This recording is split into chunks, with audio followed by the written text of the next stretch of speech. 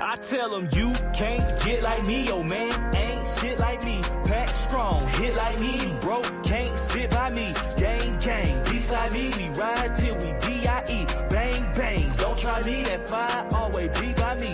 You can't get like me, yo man, ain't shit like me. Pack strong, hit like me, you broke, can't sit by me. Gang, gang, beside me, we ride till we D.I.E. I'm gassed up, ignite me, my cash up, too lit, I be up. I'm a type of nigga that says shit straight. I never did hate, that's a bitch nigga trait. By any means, baby, I'ma get to the cake. I been a real nigga, so it ain't for debate. Beefing with me, get you hit with a stake. She left you for me, saying you the mistake. I can't be replaced. No. Saving what hoes? Do you see me with a cape?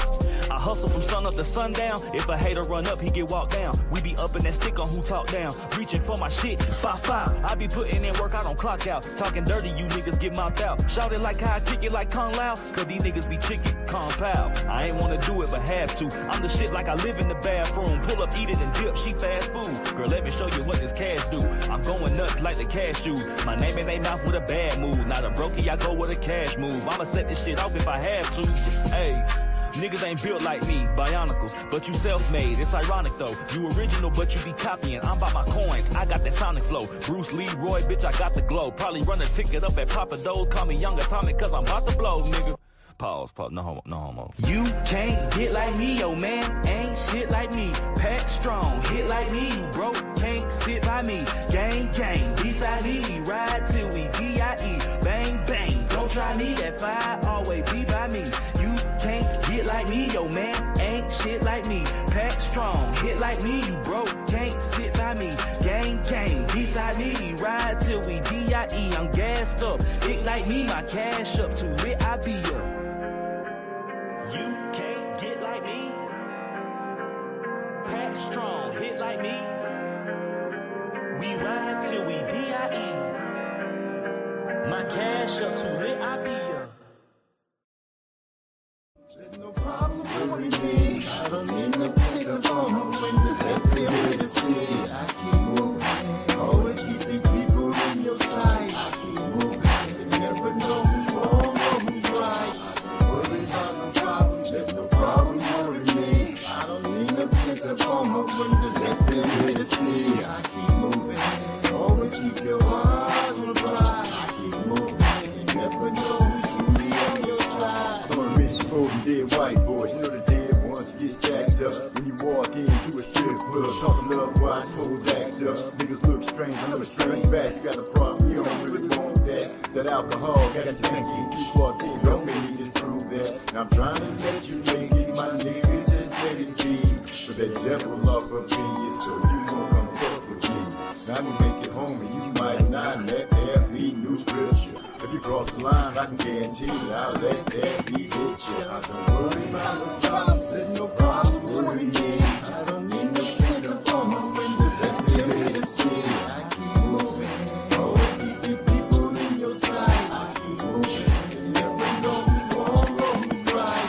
Worry about no problems, there's no problems with me. I don't need no tinder for my windows and give me the city. I keep moving, always keep your eyes on the prize. I keep moving, you never know who's truly on your side. I keep on moving like soul to soul, penetrate your mind, let your conscience flow like water from the aquifer. Look within the ocular and see your tendencies. For the Hennessy, take a sip. Lyrical clip full of hollow tip. Grab a mic with a firm grip when I spit. Have brothers like a mental shit. Niggas killing me with this mother shit that you hear. Ability to stick with clarity, it's so unclear. But I'ma need you to step your game up, cause if not, you a trump that's a lame duck. I'ma call you superhead cause the game sucks. Keep it moving in your lame truck. Run. Worry about no problems, there's no problem with me. I don't need no tears up on my windows that give me the city. I keep moving, always keep these people in your sight. I keep moving, you never know who's wrong or who's right.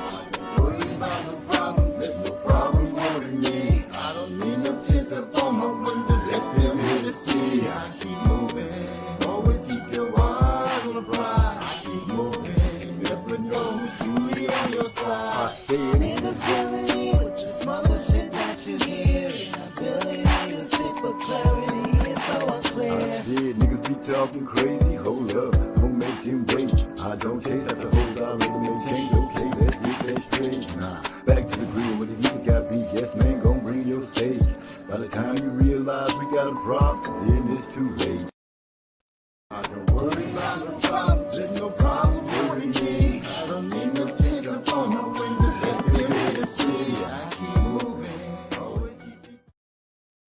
Welcome to this episode of Musically Zone Talks Boxing, brought to you by H.W. Wicks, handcrafted candles. Their motto is relax and enjoy. The Block Fam, which was created on Marlowe's Corner, keeping it going for our brother. Track Titans, who gives us our tracks and our music, which we play in the beginning of our videos, through our videos, and at the end of our videos. And if you know somebody looking for tracks to play in their videos, tell them to reach out to us over here on Musically Zone Talks Boxing, and we'll hook them up with the Track Titans. And I got to show love to Champ Ross Fantasy Boxing League. Been around for over 4 years now, so they have longevity.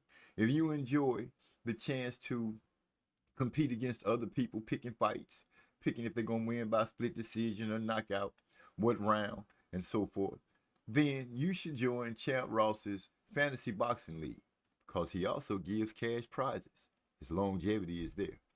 Now, with that being said, the Times Square card, was it a flop? You know, did the Times Square card flop? Did you get the results from it that you thought? A lot of people I'm hearing complaining, saying it was a boring card and things of that nature. It didn't fulfill their appetite for the fights. It was my opinion that Devin Haney needed to have a breakout performance. I didn't see that take place. We'll try to dive a little deeper into that with his fight. Rolly was the dark horse of the night by beating Ryan Garcia, and beat him quite handily, smartly. That was a fight that surprised people as well. I was so disappointed in the F.A. Ajagba and Martin Piccoli fight ending in a draw.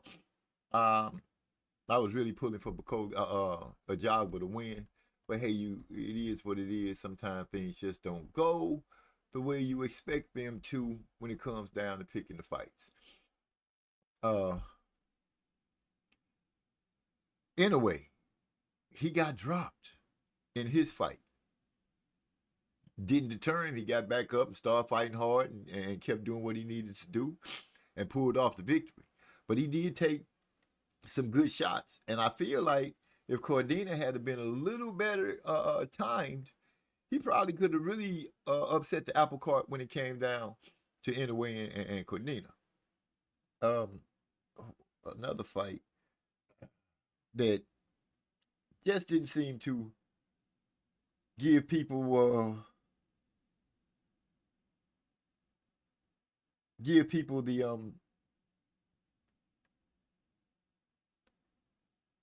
didn't give them what they wanted. I guess the blowout, the knockouts, all of these things that people were pretty much expecting, these things didn't take place in the fights.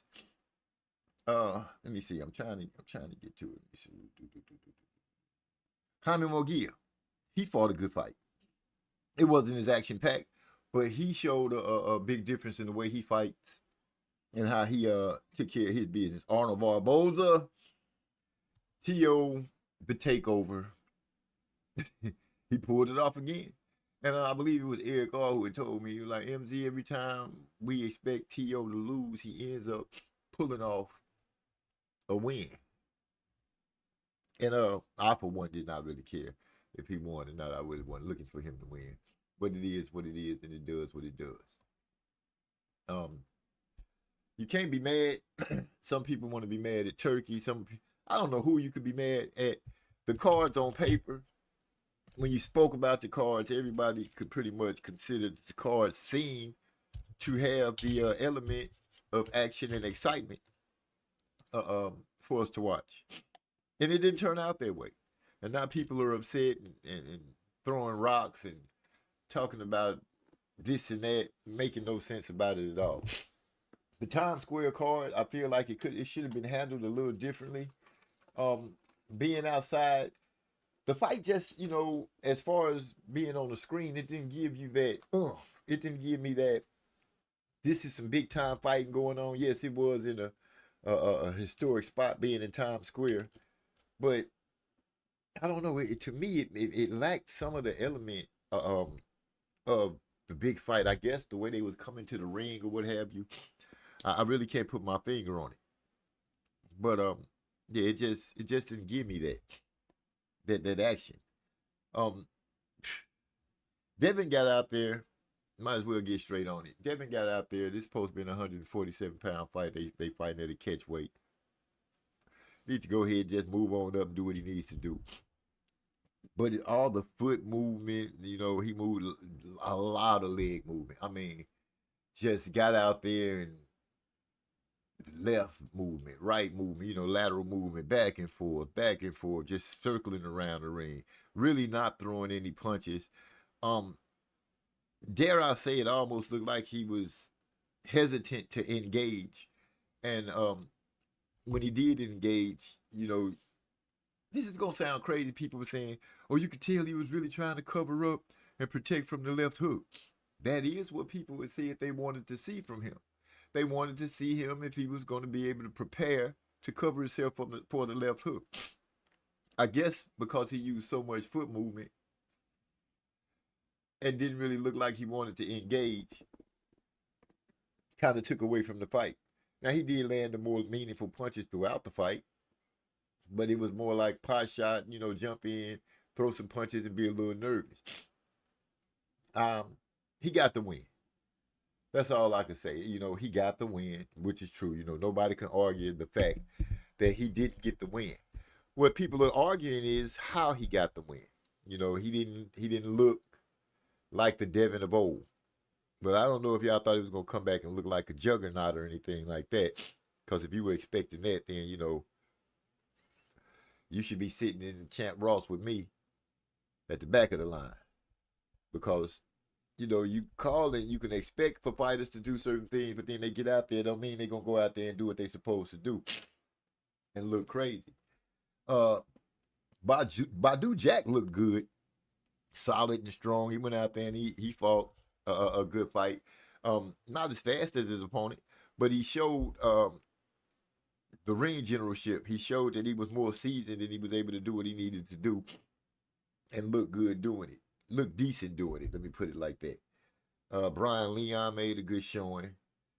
But I guess if you had to take any surprise, I guess the biggest surprise would be that Ryan lost to Rolly.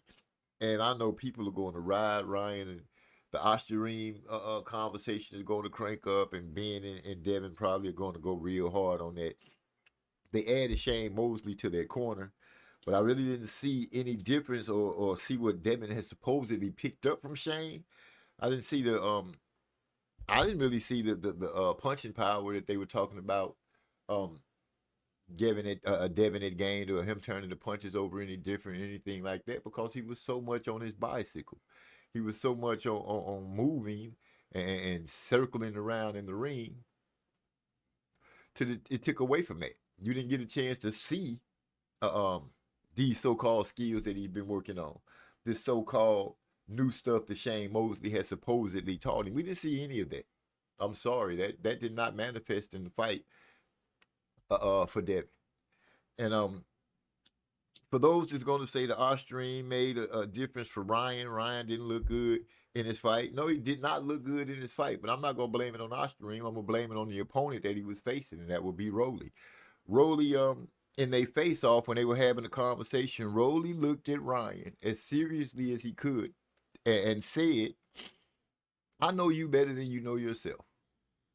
And Ryan, I guess, didn't take the meaning. He looked at it as, in a jokingly way and said, "Sound like you in love with me. Are you in love with me?" But Rolly was being serious, letting him know, "I have been studying.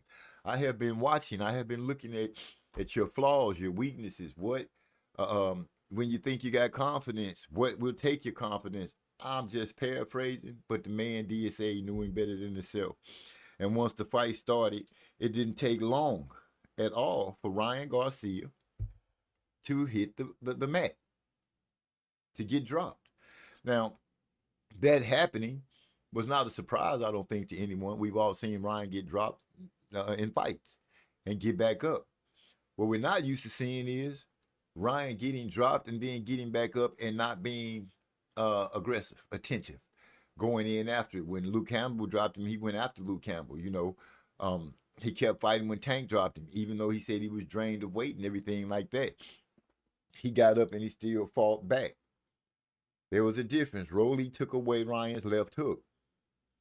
And by Rolly taking away Ryan's left hook, Rolly showed that he could sit back and think. Hi, Haney, boring. Yeah, I feel you. You know, I can ride with you on there, Hyphy. And thanks for stopping in, Hyphy. One of the first ones to roll through.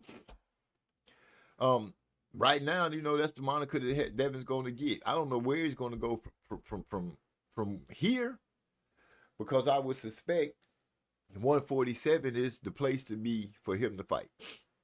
140, you know, if he goes back down and drains himself like that, I don't know what to say about that. It doesn't make sense to me. It's not a good look. It wasn't the greatest of looks in his fight, but he did get the win. And by him getting the win, you know, that's going to be their talking point, the thing that they get to stand on and scream out to the world. They're going to concentrate, I believe, in trying to make Ryan look bad and try to make the Austrian thing stick and all of that. But like I said, you got to give the credit to Rolly. Rolly went out there and fought the fight that he said he was going to fight. He fought a smart fight. He didn't get over anxious. He stayed behind his jab. He kept Ryan at bay. He pecked at Ryan's body. You know, he worked downstairs and upstairs. He just fought the fight that he was trained to fight. And for whatever reason, when Ryan got stuck and dropped, the same Ryan Garcia did not get back up. The same Ryan Garcia did not get back up that we've seen get dropped on numerous occasions in different fights. It looks like it looked it to me as if Rolly kind of took his heart.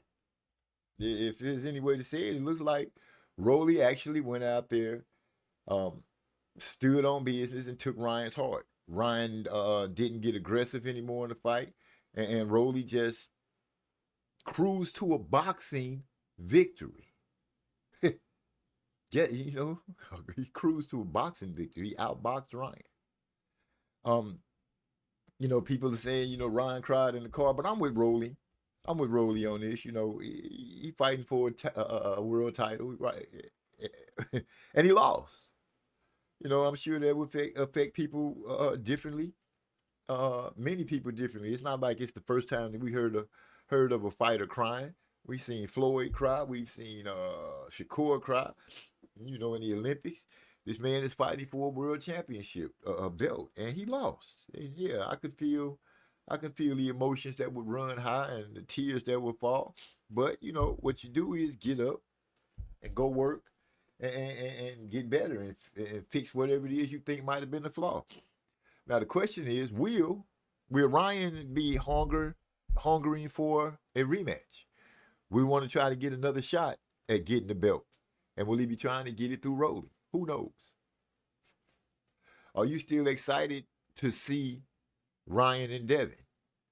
The fight won't be for a belt. Let's go ahead and throw that out there. They tried to make it more tantalizing by throwing a belt on the fight with Ryan and Rolly. And for 90% of the people, I'm sure, they thought that Ryan would come out as a champion. Him and Devin would run it back, and that would be the basis of the fight. Well, in the world that most people would say, in the boxing world, which is a frenzy right now, people would say, well, Devin handled his business and Ryan didn't handle his business. Well, on any given night, you know, things could happen. On any given night, you know, people thought that Ryan was going to go out there and handle Rolly.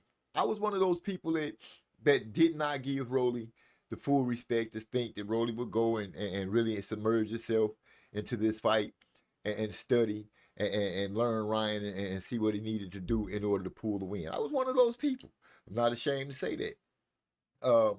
I figured that Rolly would go out there and end up getting stopped in like the 8th round. I figured that he would end up getting caught with the left hook, like we saw Tank catch him with, like we saw him get caught with in sparring, you know. And then the fight that he had against Pitbull, didn't reinforce anything to make me think that Rolly would come out and look any different. So yeah, I was one of those people who didn't really give Rolly a full assessment to think that he would go out there and beat Ryan. And when he went out there and did that, was I shocked? No, I was not shocked. We had jokingly said things about it on this show that he would go out there and probably drop Ryan and they would fight. You know, he would probably go out there and do a little bit, but in the end, Ryan would win. That's, you know, my flawed view on Rolly, which hindsight's 2020. Congratulations. Salute to Rolly for becoming a champion. He keeps saying the 3-time champion. I don't know where the third one is, but I do know he's a 2-way champion for sure. He's won the belt twice. And Ryan Garcia has not. You know, I want to see how much push and riding behind Ryan people are going to do. Now, you know, this is a guy who popularity is there. You know, he can get nice money on fights, but he just can't get a belt. He just can't get a belt up under him. And, you know, as Rolly would put it, you know, he fights for belts. Rolly is one of the few fighters that I've seen lately say that he fights because he wants belts.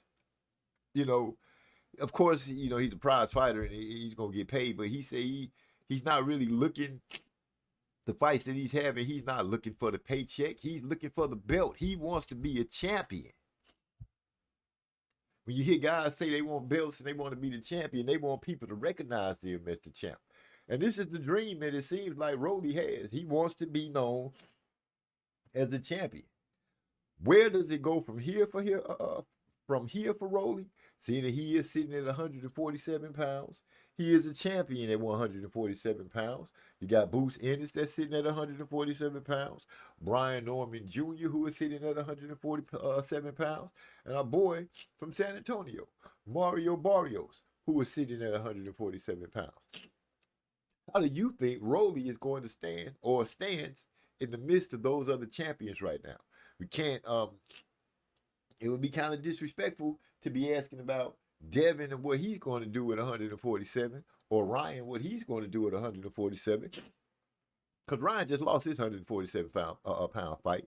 Devin, who still has yet to have a 147 pound fight, he won, but not in fantastic fashion. You know, like I said, people will say, "Hey, he won." There's no argument there. That is the fact. He did win the fight.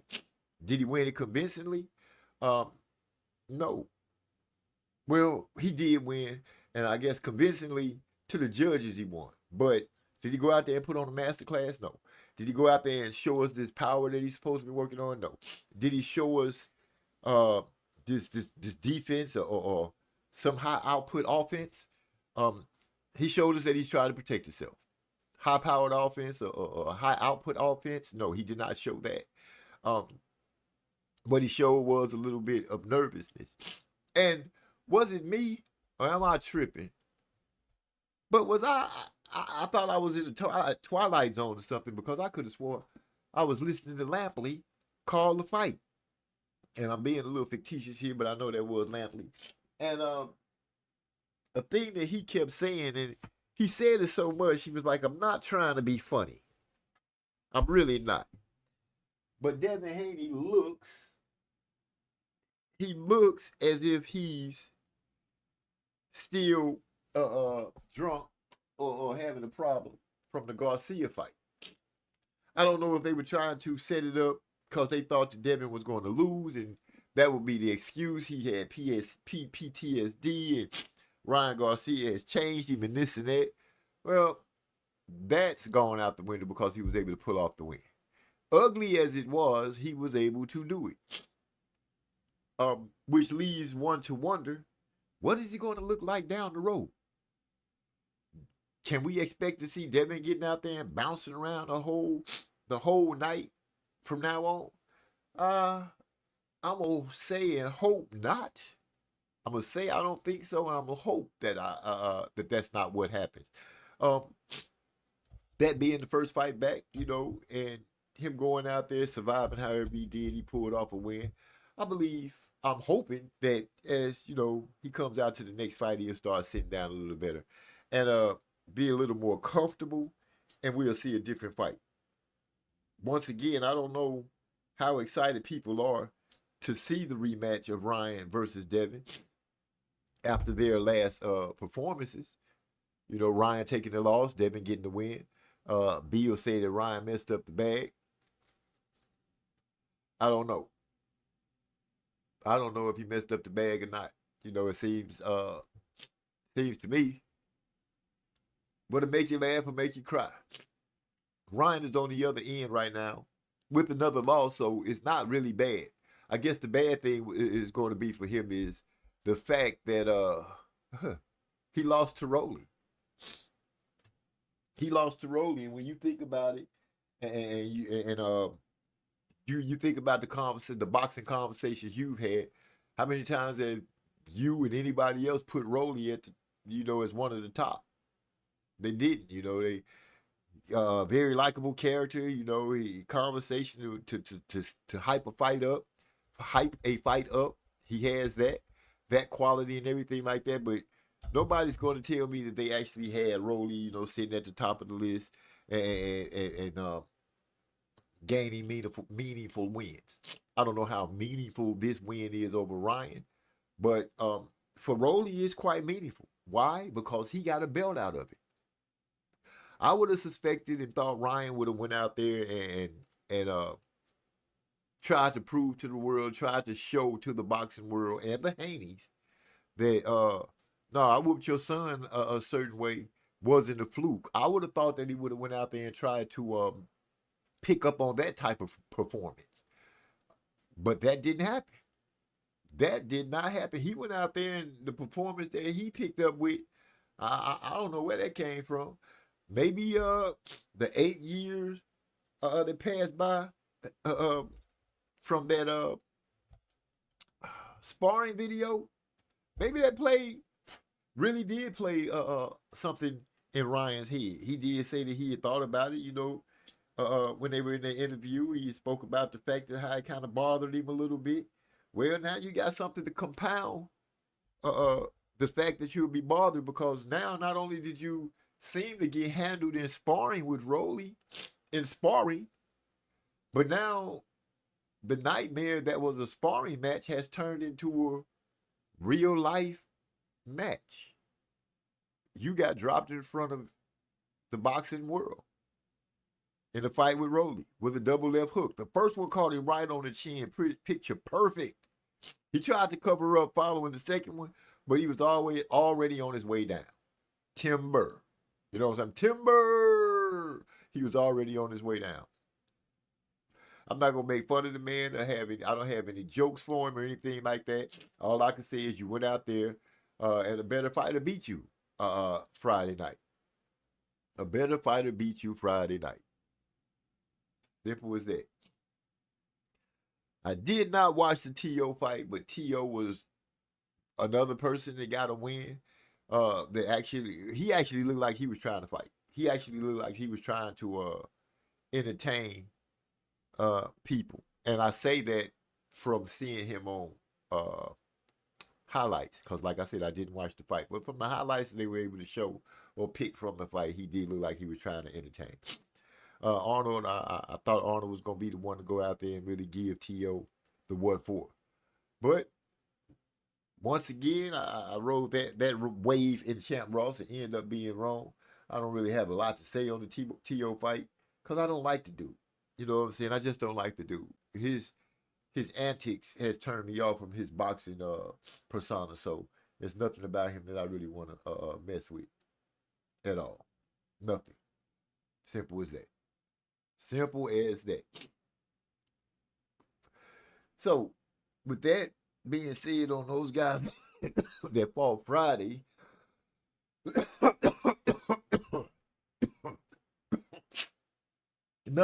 nothing came out of Friday really to talk about except for the fact that Ryan lost.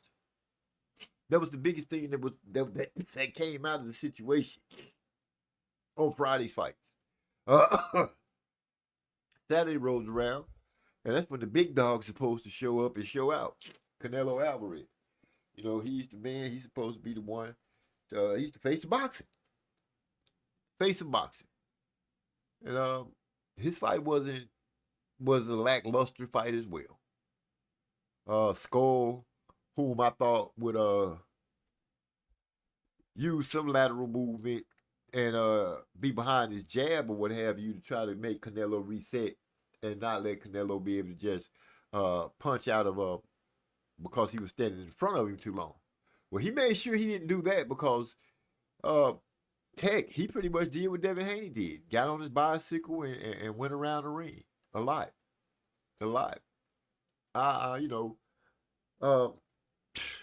It just wasn't a super exciting weekend of boxing, for me.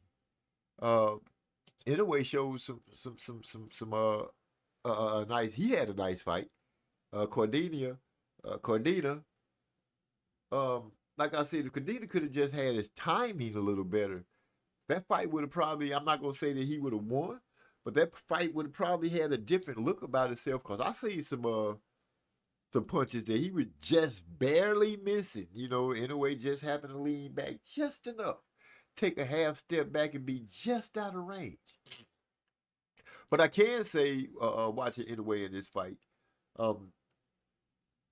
I noticed the young man got some heart. He got some speed to him. He got a little mean streak.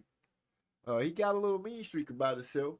And if I want to see what he can, I'm really interested to see how he looks as we move forward with him. I will hope that he makes some more trips over to the States and take on some names. Get a chance to take on some names that are bigger, that mean something. Excuse me. Stopped up here. And give us a glimpse of what's going to go on in the future. Fucking draw. I should have known we was going to get a draw. Salute Eric R. I'm trying to figure out, are you going to be interested in if Ryan and Devin line it up? I don't know. People going to probably still watch. It's not going to be for a belt because Ryan lost a chance to get the belt. Devin has to go ahead and get all the way at 147 pounds. Let's touch that.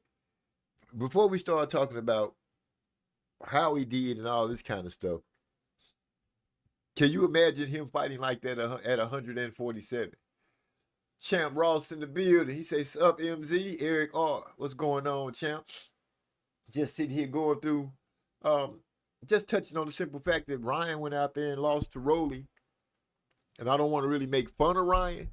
What I want to say is, and what I've asked is, how many people actually looked at Rolly as a danger and thought Rolly would be not one but two-time world champion. And he's a world champion at 147 pounds. I'm pretty sure that everybody, at least 90% of the people, thought that Ryan was going to walk away with that victory and we'll be looking down the road for him and Devin Haney to be fighting for whatever belt Ryan would have been holding, which is none now. And I'm sure that, what the hell was that? I'm sure that as bad as it feels, Ryan is, I think Ryan is really hurt. People making fun of him about him crying. It's them seeing him crying. But hey, that LOA Ryan got beat by Rolly.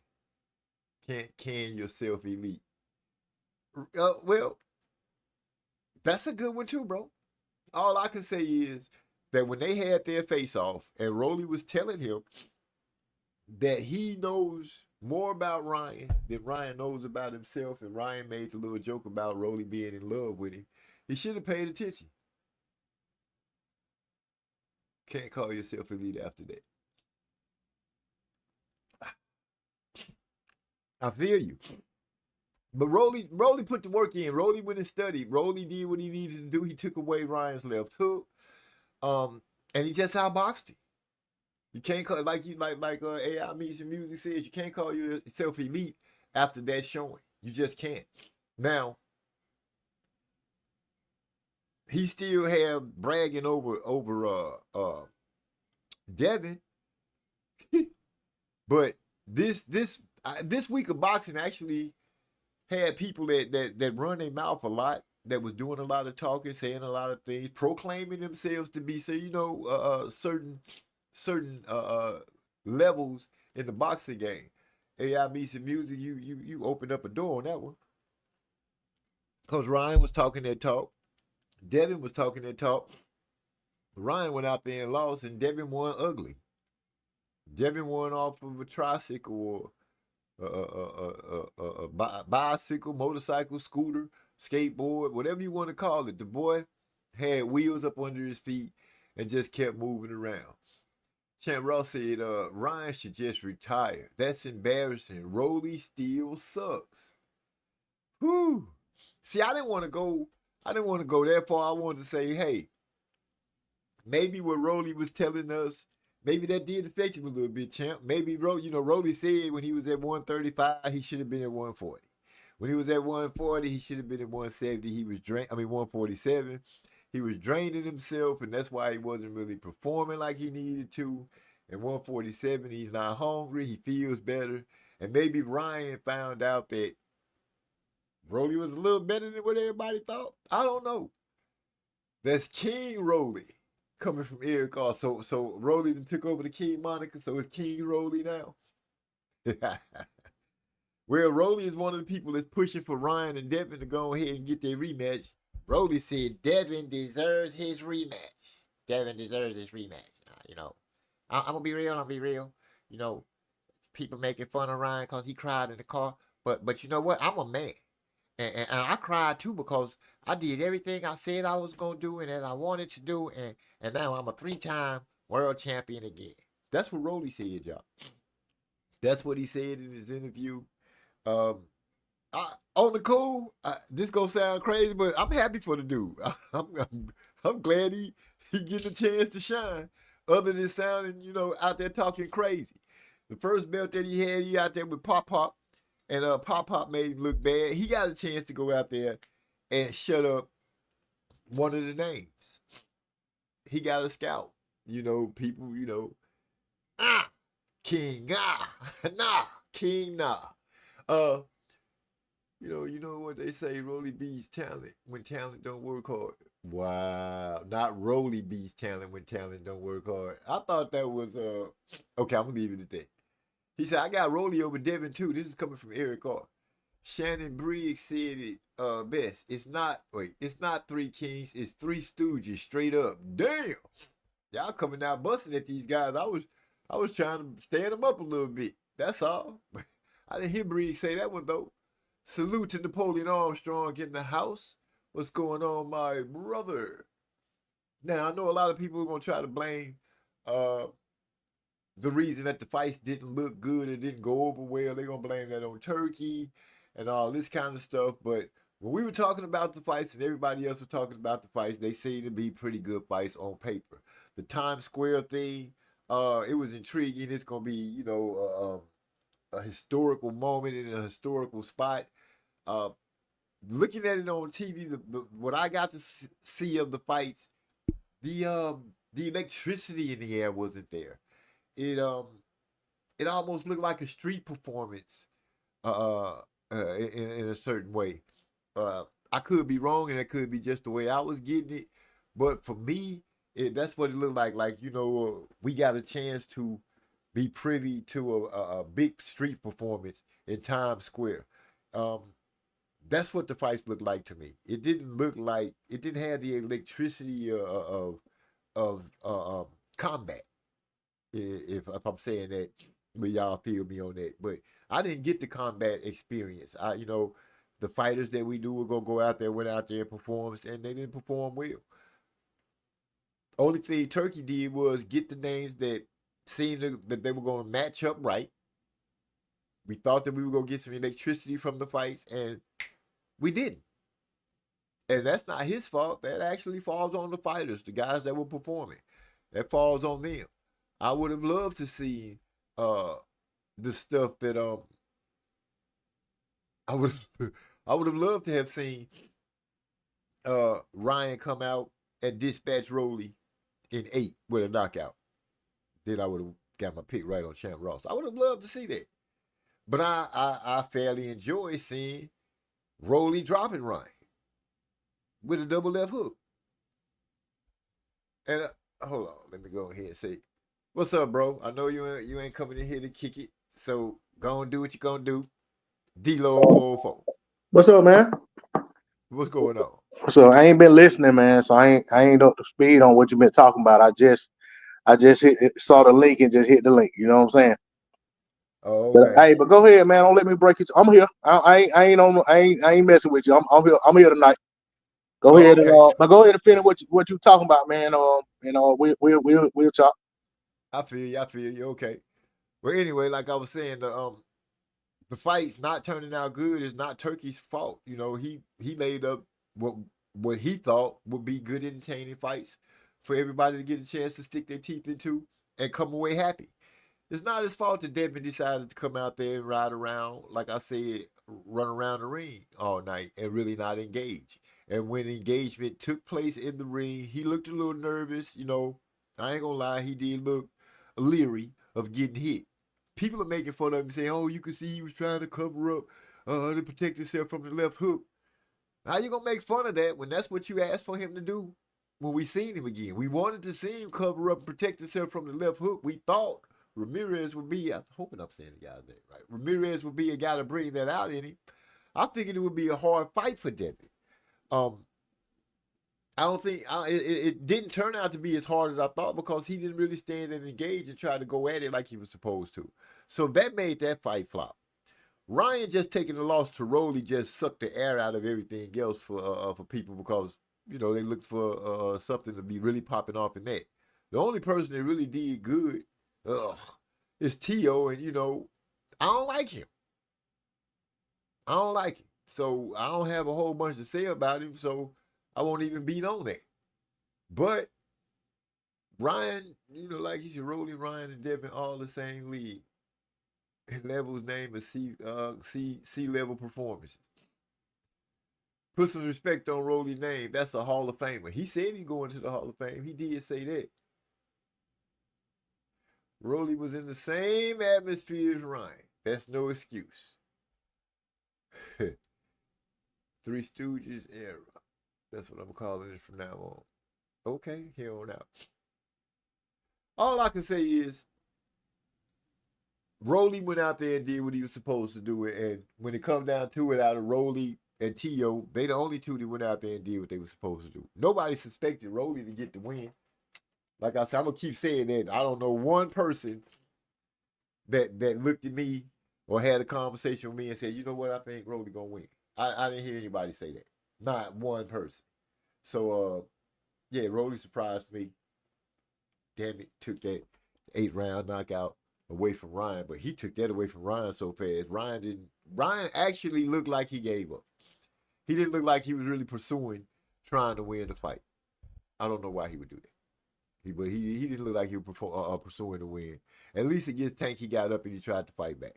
At least against with Caleb Smith, at least he got up, went out there and won with a beautiful body shot.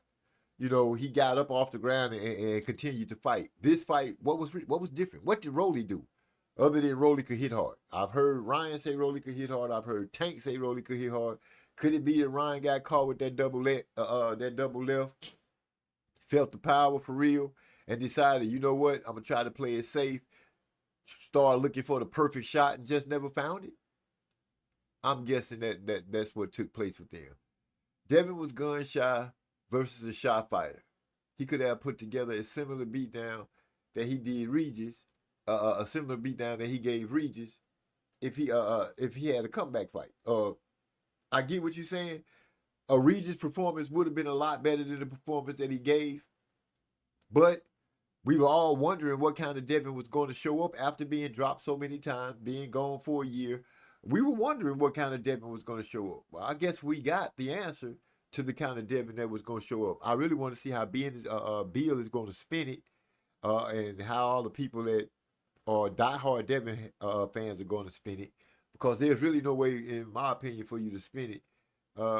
You either can get back out there and look the part that you did, because he looked um he looked worse. I guess, we used to him moving around and stuff like that, but not that much.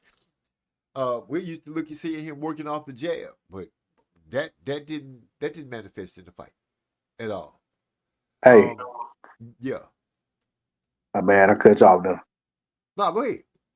Now I wanted to cook on that a little bit. If you want to wrap up, if you want, you still got something to say. I hold on. I just want to make No, sure I'm I get just this saying thought out. I'm coming to the end of the part with Devin then, because you heard me saying plenty of times this was the fight Devin needed to come out and show the world that he was ready. Yeah, yep. And that I had said that. I This would, was the fight hey, he can't come out. that's actually what I was gonna lead with too. And so just like you were saying, that's what he needed to do. And I feel like he did anything but that. You know what I'm saying? I know, like, competing in sports, and even when I was here in drag racing, you know what I'm saying? We had to say it, a win is a win is a win. But Pause. huh? I had to throw that pause in there. You was heavy in drag racing. No, come on, man. Come on now. Drag racing. Anyway, I got to get you because you slammed me so hard last week. I had to get hey, you. let me tell you, I'm gonna tell you a story about that, right? When I first met my wife, and we were dating and stuff, and she was asking me like, what do I do for fun?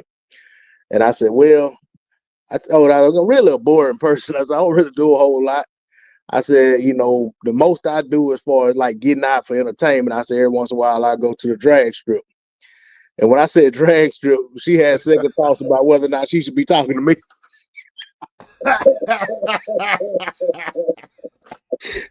Hey, I had to break it down to her and tell her when I say drag strip, it ain't got nothing to do with no with RuPaul type people. It She was was like, what? cause. Wait, But did you yeah, say drag strip? Okay, baby, wait a minute. right. But hey, that's what I get for assuming everybody know different lingo and stuff like that. And, I mean, you've even been exposed to certain things, it just don't.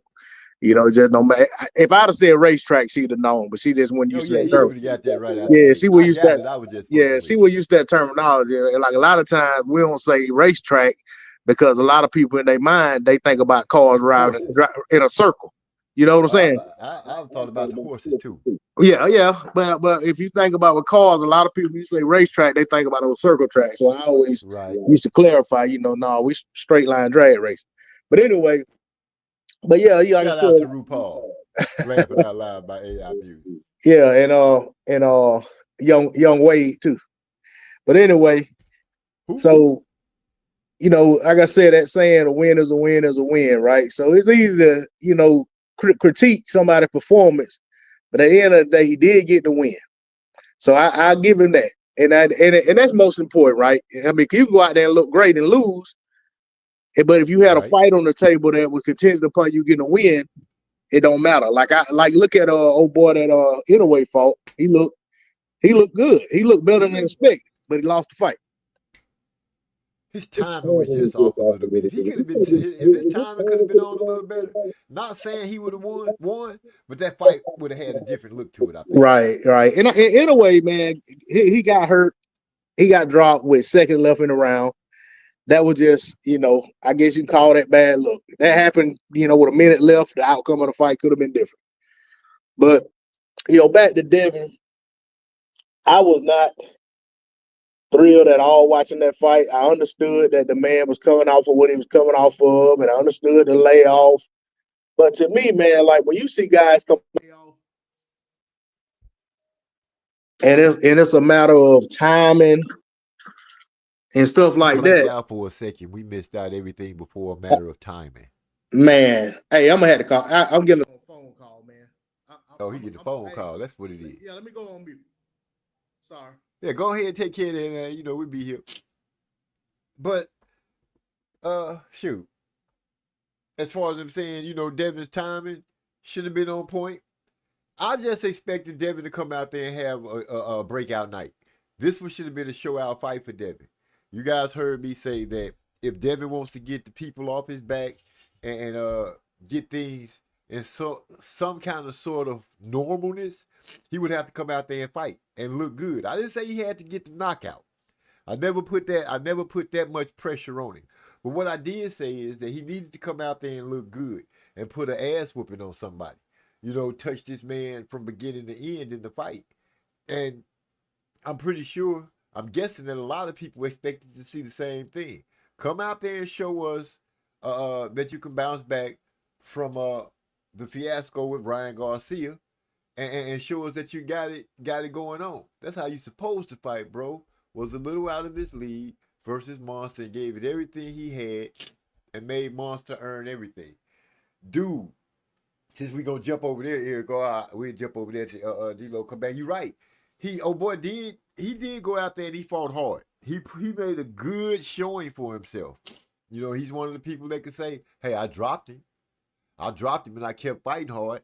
It's just, and you know, honestly, in the beginning, his defense was tight too.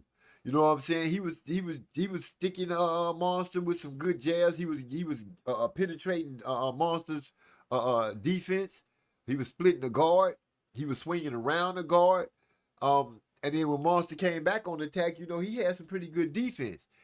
I think the misses, how he was missing, and he was missing kind of bad because, you know, he was swinging hard.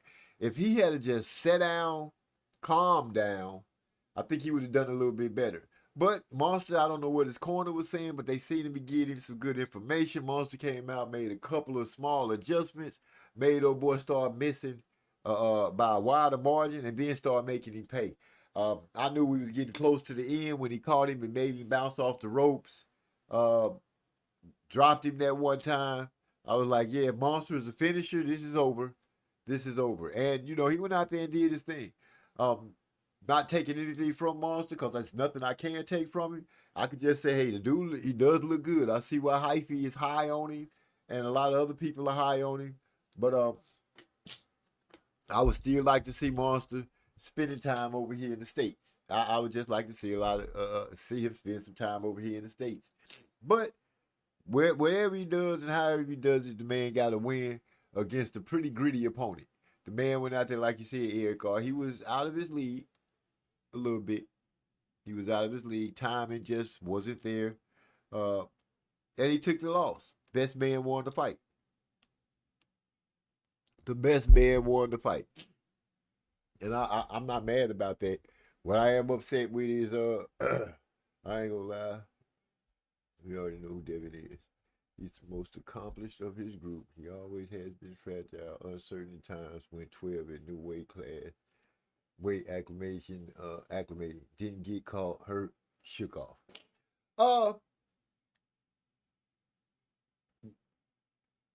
Cobwebs and got the W. Shook off the cobwebs and got the W. How can I put it?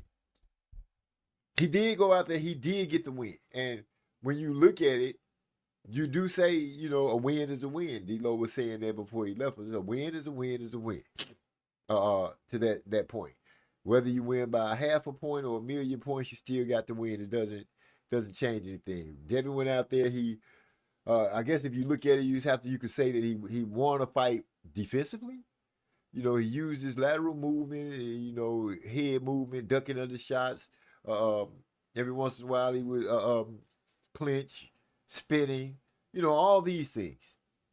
And I guess if I was Bill and I was going to spin it, I would say, my boy showed y'all that, you know, he get footwork, get a man out there, twist it all up, have him turn it around in circles and just pick at him when he wanted to. I guess what I'm saying is, Devin was dropped, 3-4 times in the Ryan Garcia fight. And to say that he got up, shook off the cobwebs in this fight and went on and got the win, yes, he did do that. Did he look good doing it? No. Did he make people want to lean in and be cheering for him and saying, you know what, I want to see what he's going to do next? Because that's all fighting is, basketball and football and any other sport. What are you going to do next? Well, Ryan got knocked out after all the hype train that he had going on and all the bananas that he had going on from doing what he did to Devin. You know, his hype train, you know, he got to deal with the fact that he lost to Rolly, which a lot of people, you know, are going to say, Rolly is a bum. That's what people are going to say. They're not going to give Rolly any kind of props, and Ryan's got to deal with that. Simple and plain. Devin, yeah, he got up every time Ryan dropped him. He did do that. And then he started fighting, fighting pretty well in that fight. But in this fight, I really wanted to see him come out and handle his business, look good. I didn't expect him to knock him out. I just wanted to come out there and put on a boxing class. That would have been suffice for me. Very suffice. I didn't expect this from him going forward when you play the crowd expectations and not your strengths to the crowd expectations, not your strengths, you run into trouble. You can't look good every night. This is true. You cannot look good every night. Sometimes the opponent is going to throw a wrinkle in there because they're going to be awkward, as they like to say a lot. They'll be awkward, so you can't look good. Boots ran into that with Chukajan. But then he turned around and went up against Stanionis and showed that you can look good against good competition. And he did have 2 back-to-back bad performances against Cameron because, a boy showed up and fought him different both times. So I feel where you're going with that. Devin had 2 bad performances back-to-back. One with a loss. I'm sorry. The loss is gone. So the fiasco with Ryan Garcia, and then you have the win that he just got. But people gonna still be at it. And you're right, he still has to taste a real punch at 147, which he has not done because they chose to fight at a catch weight. Now, the one thing I can say, Ryan and Rolly, they did fight at 147. We got Ryan, to me, looks smaller than Rolly at 147. That's just, Rolly look a little more massive than Ryan did. So I agree with you there. I still don't know what Devin is going to look at 147 pounds because he hasn't fought a 147 pounder yet. So right now we're still on the cool riding in no man's lane with Devin, and for his fans, all the people that's riding with him, y'all riding on y'all riding in an area that really don't exist in fighting. He needs to be at 147. Or 140. Well, he can't make 140. So what's the problem with being at 147 pounds? Could he not get there? Everybody keeps saying he's a big dude. He can't make 147. Get your ass to where you need to be. I'm not making no excuses for nobody with all this catch weight stuff. If you too big to make a certain weight, then make the other weight. But I want to see how things are going to turn out with him at 147 pounds. That's what I want to know. And he hasn't gotten there yet. I agree with you 100%. He still has to taste a real punch at 147 pounds. And will he be able to make it? Will he be able to handle it? And depending on how, I don't know. Maybe not. They moving slow going to 147 pounds, hoping that some of those dudes is up there are getting ready to leave themselves. Who knows? What I do know is that I was not superly satisfied with the fight that he put on against Ramirez. I just wasn't, I wasn't moved like that. I expected to see some great jabbing and some slickness from Devin Haney.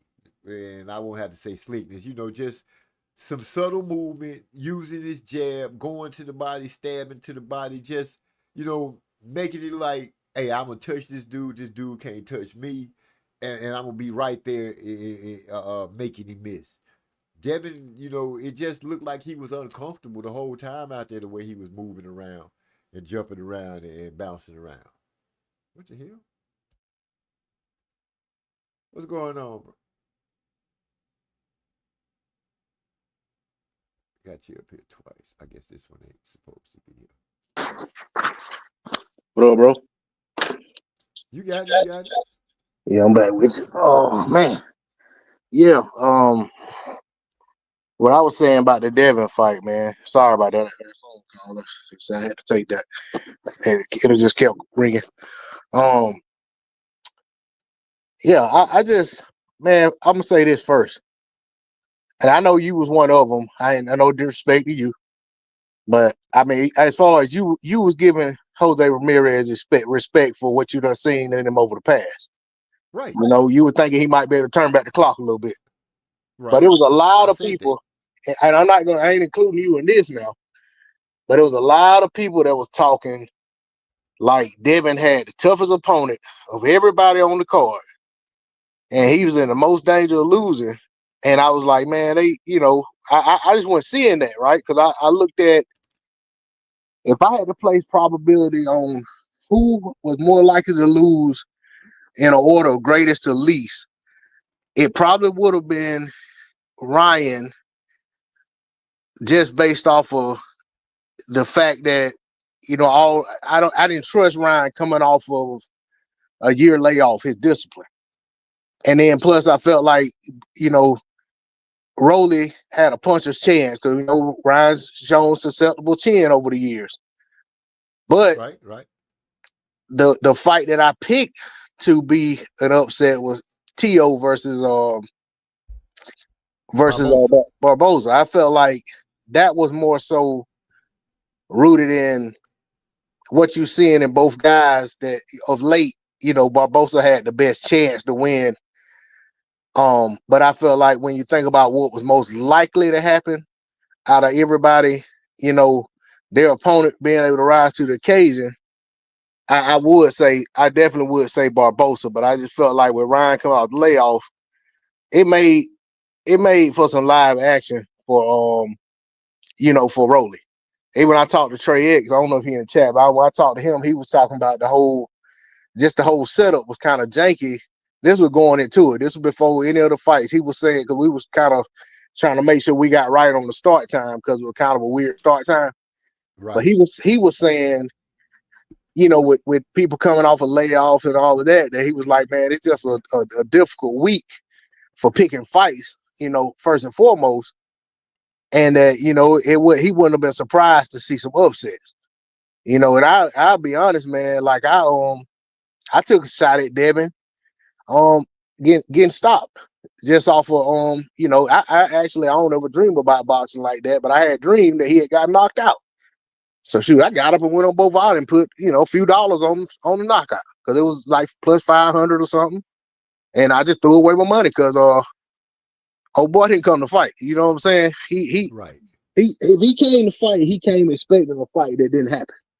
Because I mean, in all honesty, he didn't bring the fight to Devin.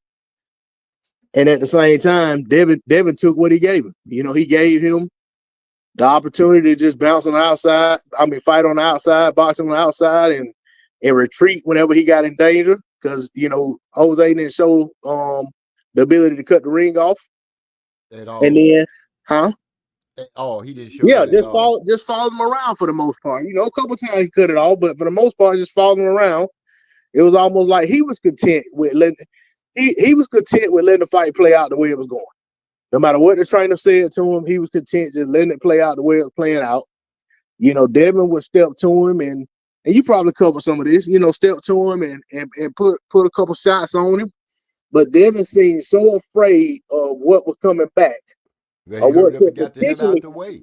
Yeah, or what could potentially come back that he didn't even allow his offense to come to him.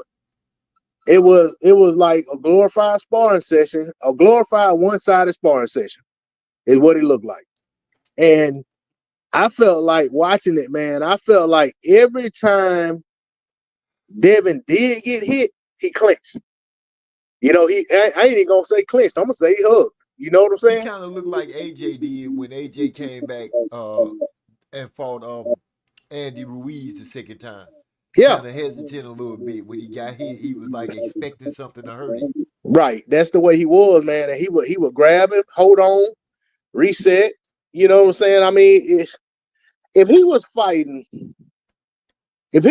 Mike Tyson circa 1988, I'd have say that's probably the best way to beat him. You know what I'm saying? Like that's probably the only way to beat him. But he was fighting Jose Ramirez. They had a stoppage in I don't know how long. Jose looked like he would dare to get stopped if Devin would have just straight some punches together. But Devin was so afraid, in my opinion, from what I saw, he was so concerned about what was coming back that he didn't even allow himself to really get into a groove doing anything other than throwing a couple shots and retreating, staying on the ropes. You know what I'm saying? Like the fight was never really in the center ring. When it was, Devin looked good, but he go back to the ropes. You know, it was just, man, it definitely was not what I expected to see. I felt like, yeah, you got to get your win, but at the same time, I felt like his performance didn't do anything to make me want to see that rematch. And of course, I'm saying this before I see what Ryan goes out there and does, which was even worse. Yeah, even worse. But I just didn't, you know what I'm saying? It was not. And I love the Sweet Signs. I love the outboxers. You know what I'm saying? Laura, my favorite boxer. You know, and he my favorite when he get in there and mix it up and throw them shots straight down the middle. But he my favorite when he on the outside boxing. I can appreciate him fighting either style. You know, and I really think back historically, most of the fighters that I like, my favorite of the smaller fighters are guys who are known as kind of cute boxers. But that ain't what I didn't see that, man. I know a lot of people putting that spin on it, it's boxing and this, that, and the other, man. That man was in there running at times in that fight. And he was running against a shot fighter. That's what really makes it even. That's what stinks it up even worse. He was running against a guy that was there to make him, that he could have really looked good against. And that's what didn't make me feel confident of him fighting against anybody. Like if him fighting in a rematch against Ryan next. Now, like I said, that was before I saw Ryan. But I still don't know, man. I still can't say I feel like, you know, he will fare much better, you know, because I feel like we don't know what the guy gonna do when he really get hit. You know, because he was so concerned about getting hit. That was just all. That seemed like that was the whole game plan. I'm just not gonna get hit, but with nothing flush. Bill, hey, you said something about Bill trying to put a spin on. I seen on another channel. Yesterday, I think I heard it yesterday. Bill was on another channel talking about they came out there and basically said that he wasn't gonna let people see what they wanted to see. That's the way he had Devin, wanted Devin to come out. Basically, like they tricked everybody into thinking it was gonna be one kind of way. And then he went out there and, you know, he basically told Devin to fight the way he fought because it was gonna surprise everybody. Yeah, right. Yeah. He told him to go out there and stake it up, I guess. Cause like I said, man, I get it. They got the win. That's the most important thing. But like I said, it was not aesthetically pleasing whatsoever. I stuck with it, but I ain't gonna lie, it was hard. It was hard to watch that fight all the way through. You know what I'm saying? But I stuck with it, and then Ryan them came out after that, and man, really surprised Ryan early in the fight and dropped yeah, him. I mean, and you know what most surprised me about that fight. Hold on, before we get too deep, I got to go ahead and break. He's been sitting here for a minute. Right after you smoked Trey X's name in the chat, our brother popped up. Trey X in the building, man. What's up? Salute. What's going down, man? Just wanted to come chop it up about these fights and shit a little bit. What's up, Trey? What's going down, bro? Hey, man. Hey, don't keep Trey waiting in the background. Cut me off and bring that man on in. You know, I try to do it like you know, I try to have a little element of some professionalism in here. Before I open it back up and we get to running our miles again, let me go ahead and run through the chat because it's not much. But Napoleon Armstrong say the weight could be a fear, or it can be an acclimating tactic, or attempt to drain the opponent to soften him up. He talking about Devin and where he fighting and how he been fighting. All these tactics can make a guy feel like he got the advantages and should win. A little alarming, but like I said, fragile and uncertain. Still talking about Devin. Big bro, what's up? My favorite producer, Manny Draper. Texas Timbo. OG, what's going on? He said with all that said, Devin is an undisputed champion who has found a way to win. All of that is from Napoleon Armstrong, which fits the situation quite well. And Trey, I didn't even see that. He said, put me in the game. Oh, here you go. My bad. So we all caught up. Yeah, but as far as Devin Haney, What I said that he needed. I said he needed a confidence builder before you start putting him off in big fights. And I think that shit came to life this past weekend, Friday, Saturday, whenever the fuck that was. I think Friday. Friday. Friday. Yeah, he looked like a man that ain't got no confidence. You know what I'm saying? And coming off a layoff, and then you put him off in there with somebody that's a perceived threat to him. And I say that because that's the way he fought. Like he wanted to not get hit completely. He didn't want to put himself in the path of danger and shit. That Devin Haney that fought against Alfredo Santiago, I don't see that guy no more. You know what I'm saying? At least for right now. Because, you know, he fresh off a hard performance as far as the Ryan Garcia fight. Then you put him off in there with Ramirez. Man, we needed a Rod Soka. That's what we needed. We needed something like that. Somebody to go in there and beat the brakes off of, look good, look amazing, feel amazing, and look amazing to the fans. So the fans will look forward to a damn Ryan Garcia rematch. You know what I'm saying? I think they fucked up on that, man. We got to get back to some good management around this motherfucker. Them type of moves like I'm talking about, we don't even see that too much no more. When the last time you seen a guy come off a loss like a Danny Garcia, and then you put him off in there with Rod Soka so he can knock his ass out in one round and he back? We don't even see that shit no more. Everybody got to go to the big fight. Let's put them on pay-per-view and all this old type of shit. We got to get back to developing fighters and shit. And I think they dropped the ball on that big time. Because we saw that shit going in. We were like, damn, Jose Ramirez, that's the comeback fight? So that's the guy that you're supposed to go in and just shine on and look good. Like, nah, that's not the type of opponent that he is. I know he's shot and shit now, but at least in Devin Haney's mind, he did not see him like that. He saw him as a legitimate threat that I need to go out there and box the safest type of fight that I could fight against. And I just thought that was bad matchmaking. Yeah, I agree. I feel like as the fight unfolded, they didn't That's when we even. found out. Well, I think He was even shot. as the fight unfolded, Devin couldn't get that thought out of his head that this guy's dangerous.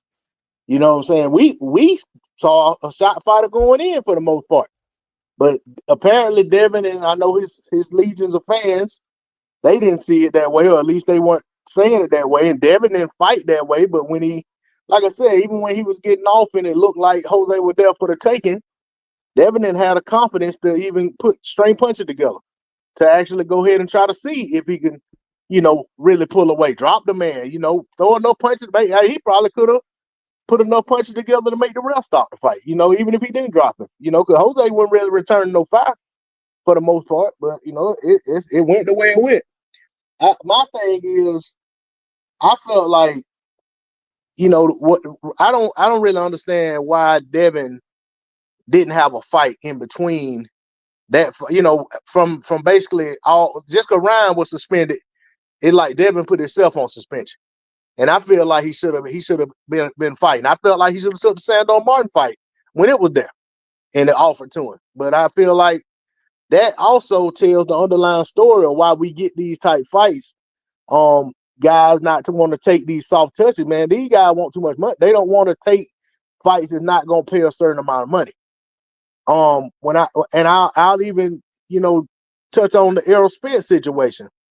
I know y'all done heard me say before when Spence used to brag about he don't take no tune-ups. I told everybody that would listen. The reason Spence adopted that mindset was he got that big payday versus Mikey Garcia got on pay-per-view.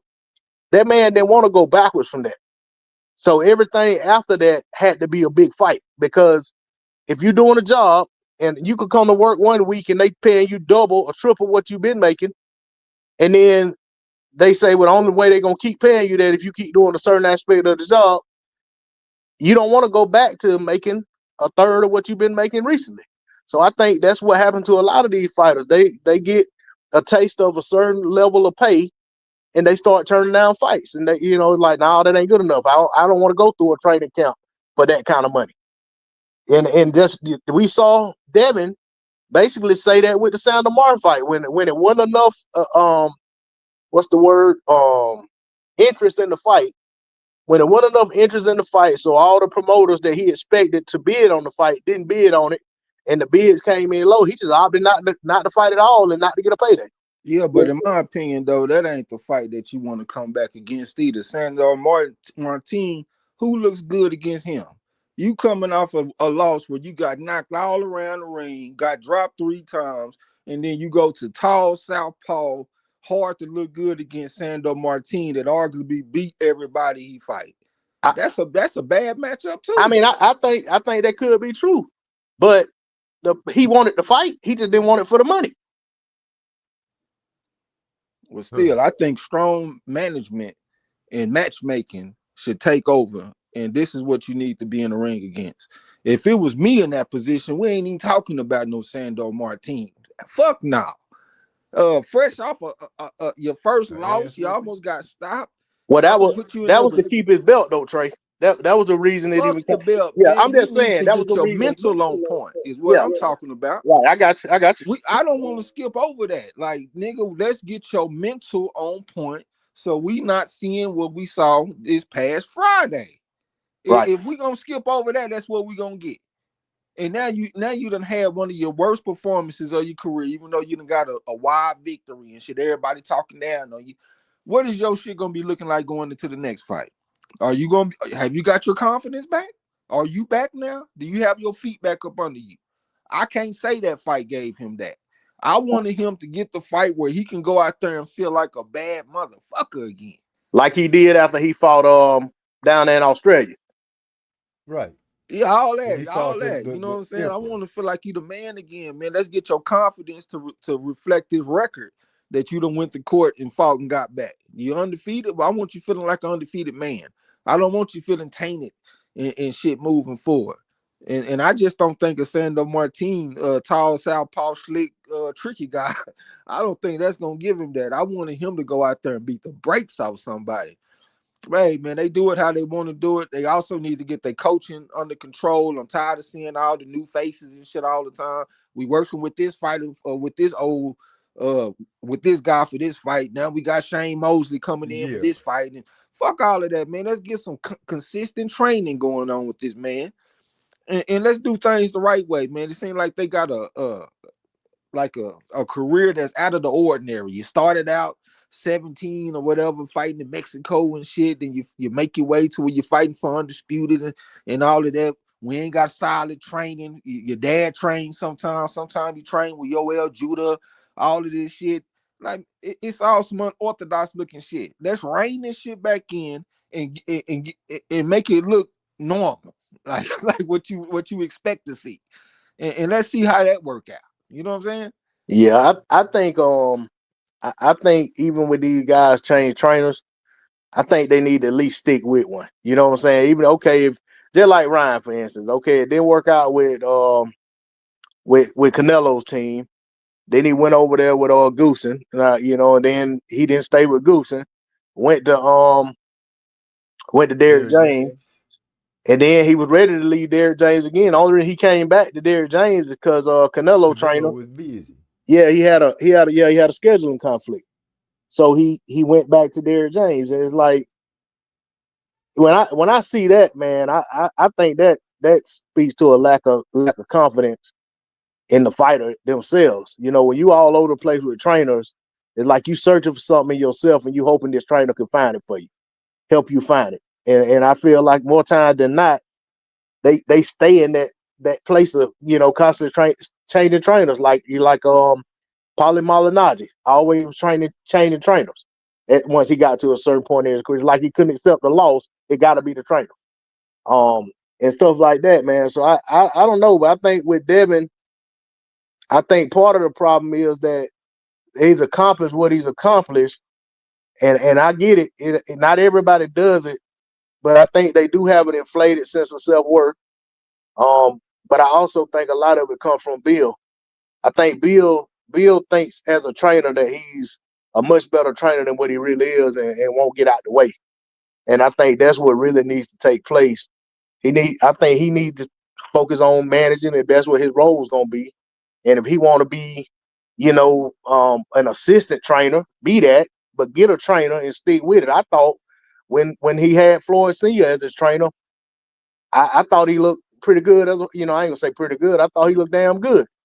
but I knew that they had a struggle there between Bill and Floyd Senior with like a credit. It was almost like a I want the credit type thing that it looked like. I mean, it's been a while, so I don't recall it exactly how it was, but it seemed like, if memory serves, it seemed like there was I want to get the credit for what my son is doing, or I'm doing work too. It ain't just Floyd Senior, but also could have been they want to disconnect from the notion that Floyd Senior and Floyd Jr., or mainly Floyd Jr., built Devin. Yeah, he want to be in the shadow. Yeah, But, that's what I'm trying to say here. He can look at it like, well, I did take my son to Floyd, so however he got developed, you played a hand in it because you took him there. God damn, you let if he let his ego be that big, that's just stupid, senseless. Well, he got to the. Oh, my bad. You had cut out on my end. Speaking to it. My bad. Yeah, we only speaking to what we on the outside. But it do seem like that. It do seem like Bill want to have a lot of that spotlight. But go ahead, Trey. Yeah, Bill got to where he felt like he could sit down and talk with Floyd Senior. I saw on the video a long time ago. He was trying to talk to Floyd Senior about the pool counter. And Floyd Senior basically told him get the fuck out of his face, talking about boxing. Like he didn't articulate it with those words, but you could just see the disgust and the annoyance in his face. Like man, move out the way type shit. Like God damn, let me do this. You don't know shit about no pool counter. What the fuck you know about the pool counter? That's what it looked like. So I could just tell that dynamic wasn't gonna last very long. But I did want to talk about Ryan Garcia a little bit too. I don't know how much you done talked about him. I wanted to talk about that fight with Rolly, because I wasn't here to give my thoughts on it. No, we got plenty of time. We got plenty of space for it. Go for it. Yeah, Ryan Garcia, number one. What I noticed from him, D-Lo had said something about his chin in the text message that he sent me, and Ryan got a chin to where you can hit him one time and he go down, and I think that's something that he should be worried about. I saw Tank hit him with a counter left hand off the left hook, and he went down. I saw Luke Campbell hit him with a looping left hand, one shot, went down. I just saw Rolly hit him with a hard left hook. He came back with another one, but the next one got blocked. The first one is what knocked him down. So that was a one left hook knockdown again. So I done seen 3 different occasions in different weight classes that this man, he got a one-shot chin. Most of the time you see a motherfucker get hit with something, boom, they might do a little stanky leg or something, but they still on their feet, then the dude got to come back with something. But with him, you can hit him one time, boom, and he'll go down.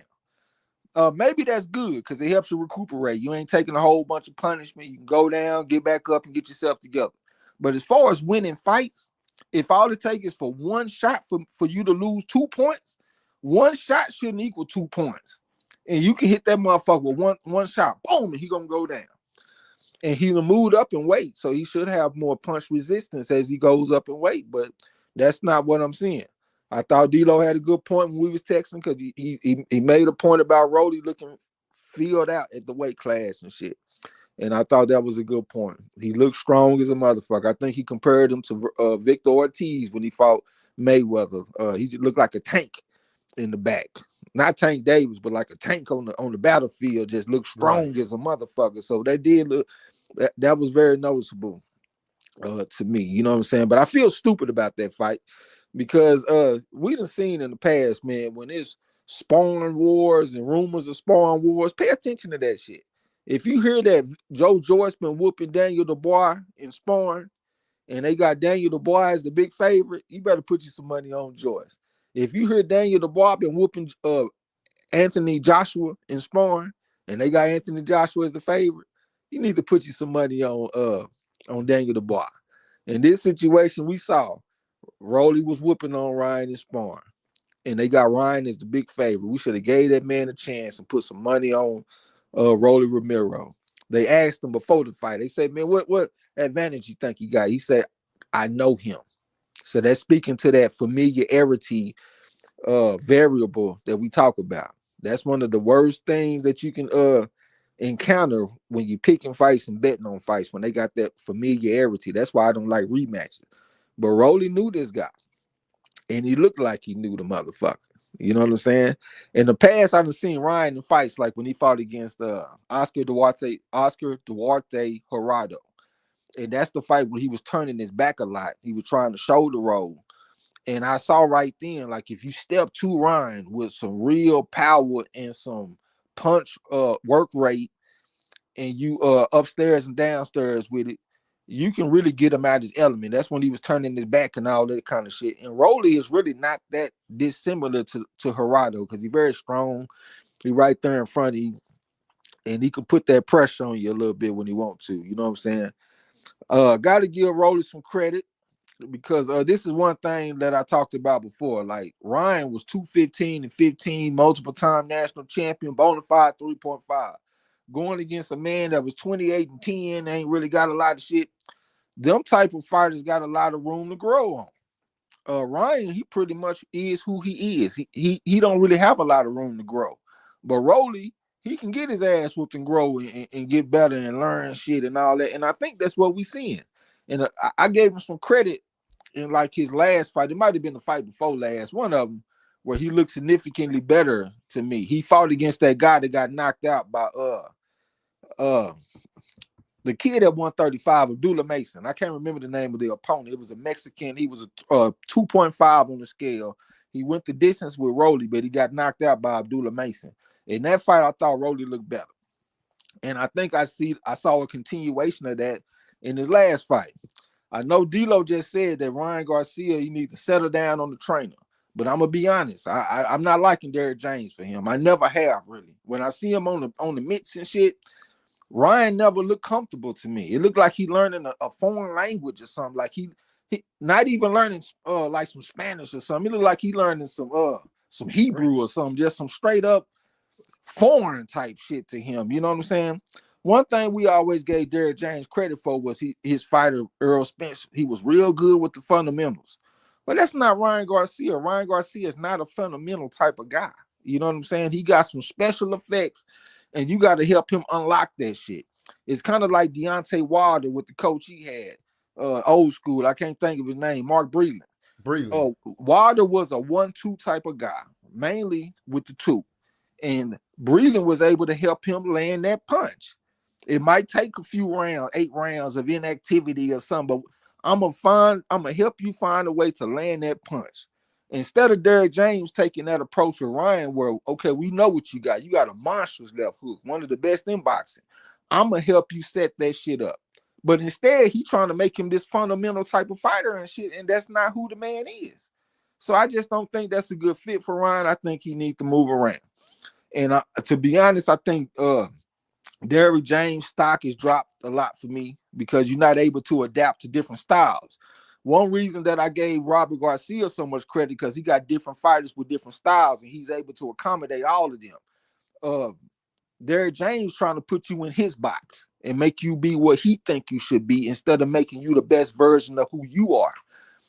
His stock done dropped a lot for me. And another coach that done dropped for me is Coach K. Coroma. If I see him in the corner, I might just start automatically picking against that motherfucker because they don't do nothing but lose, it seems like. But yeah, that's my thoughts on Ryan. Need to tighten up, and he definitely looked different in this fight than he did against Devin Haney. His body looked totally different. He looked real strong in that Haney fight. He looked like a regular, more skinny type of guy in his last fight, even though he was at a higher weight. That definitely stood out to me. I think that fight proved that he was on something when he fought Devin Haney. Square, ain't no doubt in my mind. Seeing the before and after, you know what I'm saying? So yeah, that's my thoughts on that. Damn. That man said he looked definitely like he might have been on something. I tried to give him a little cover, but he do look. Rolly looked bigger than him at 147. Yeah, It but wasn't even just that. It's that he looked small to me. Like, Yeah, how he the looked fuck small. you go to a higher weight and you look smaller? How that happen? Even Bill Haney was talking about that. Like, man, that dude looked different. Bill That ain't said the same, right? Bill said he had titties. Yeah. Hey, And I'll say this, hey, and I agree with you that Derrick James is, being the trainer.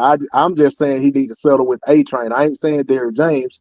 I think he realized, just like you, that wasn't a good fit, and he was trying to get away from it.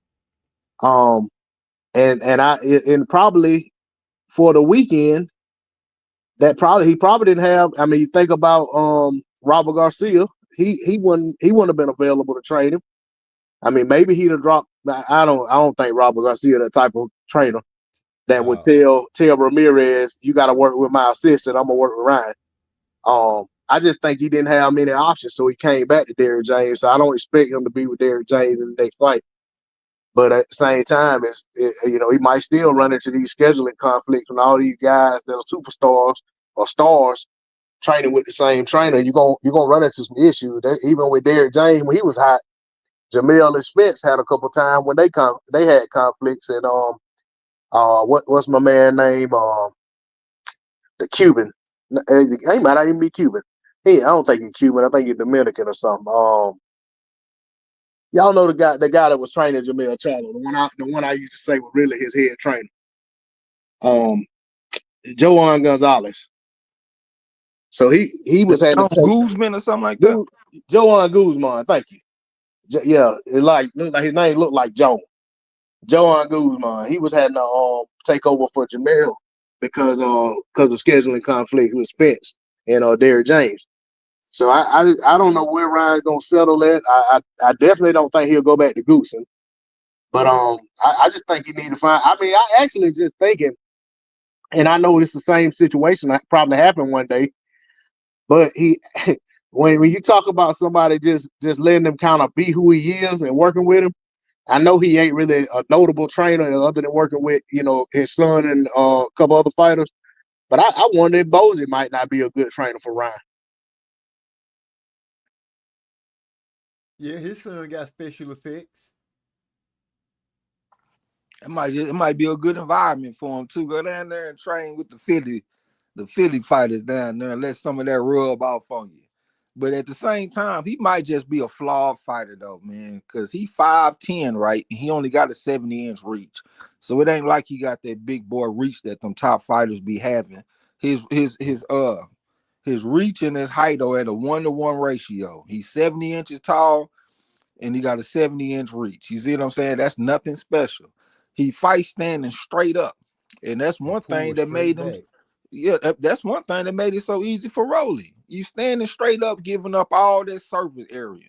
Every time Rolly going to the body with that jab, it seemed like he was knocking coins out that motherfucker, like that one dude on Mike Tyson Punch Out, that big dude. When you hit him in the body, it make that coin pop out.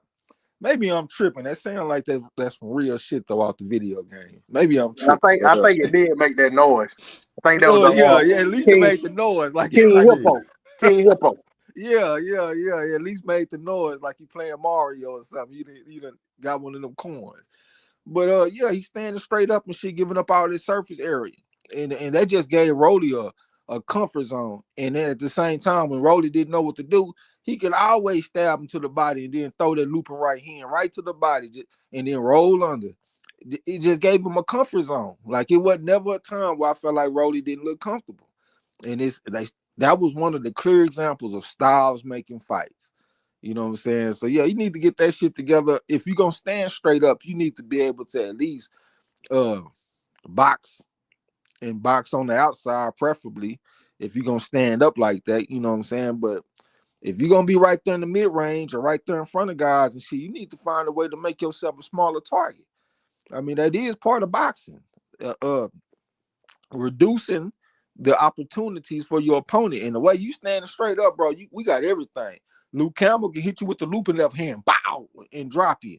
Rolly can go to the body on you. Tank Davis can go to the body and stop you with a left hand to the body. Like you're giving up too much. You know what I'm saying? But at the same time, I feel like he is who he is. He got 230 amateur fights. He got all this experience. I don't think he's going to change too much. You know what I'm saying? But I do think a trainer change can give him his best opportunity. I'm not saying it's going to be successful, but I think he would have a better fighting chance if he wasn't with Derrick James. I'll roll with D-Lo. Let's go to Philly. Bozy, he looking good right now. Got his son looking good. Got Andy Cruz. doing this thing, maybe we can get him up in the mix. You know what I'm saying? Yeah, that would be a good fight, a good spot for him. But you think his attitude to let him fit in? They might rub off on him, man. Philadelphia is a hard-nosed boxing area. You know what I'm saying? It's almost like going to boxing college or some shit. Like, what area is more decorated in boxing than Philly, as far as looking at the history of boxing and shit? So much legacy and shit there. They got a serious gym. Ryan looked like he got a little bit of a follower in him. If you got around somebody like Jerron Ennis that's just all boxing all the time, we not hanging out with Earl Spence and going drinking and doing all that shit. You get with Ennis, ain't none of that. And nigga, we going to the gym today. You call that nigga, what you doing, man? I'm about to go do some road work. You want to come? Pull up, nigga. You know what I'm saying? That Right. might be a good thing to rub off on him. So yeah, just having that type of environment, and then they winning. You know what I'm saying? I think all this shit could be good for him, man. I put my vote in on that. That could be a good look. He said Rolly was the guy who lived in the Mayweather gym and benefited from it.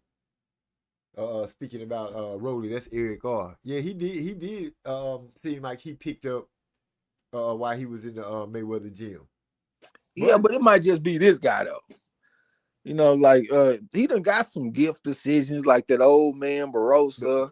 Yeah, at the same time when he fought against Jackson Marinez, he should have lost that fight. You know what I'm saying? I give him some credit because like he beat Anthony Can You Dig It Yidget.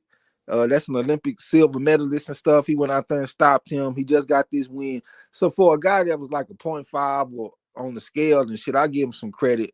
But I can't say that this is a sign of things to come though. Like I remember what Pitbull Cruz did to him. That's one reason why I ain't think he had nothing. I'm like, man, you done went out there and Pitbull and done you like that. Ryan talking about you look like you out there hunting Easter eggs, getting knocked out and shit. After the fight, you talking about happy Easter, happy Resurrection Day and all that type of stuff. That's what made me think he ain't have nothing. But I still know that Rolly exists. Like if you put him off in there with Pitbull again, we might see the same thing.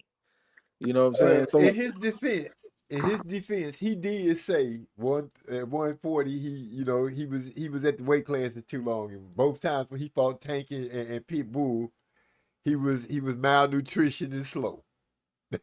Okay, but what about Jackson Marinez? What about Ismael Barossa or whatever his name is? What's the excuse for them? I don't know when the weight started being a problem. I'm just saying that's the excuse he gave. Yeah, but we can't listen to him right now. Let him get some other wins and then we'll listen to him. Because he just beat an opponent that he been thinking he can beat for a long time because of the sparring. Even Floyd Mayweather thought he could beat him. He telling Ryan, fight Rolly and I'll give you 200,000 and all that type of shit. So this has been out there that they feel like this man can whoop Ryan.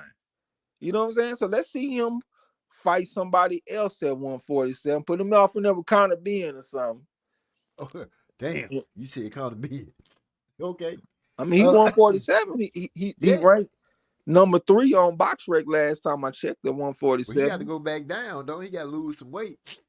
Yeah, he do, but they said that's what they want to do, though. They said they want to go back to 147. Okay, so he got Conor Benn back into the mix. Shoot, Rolly got a lot of work to do.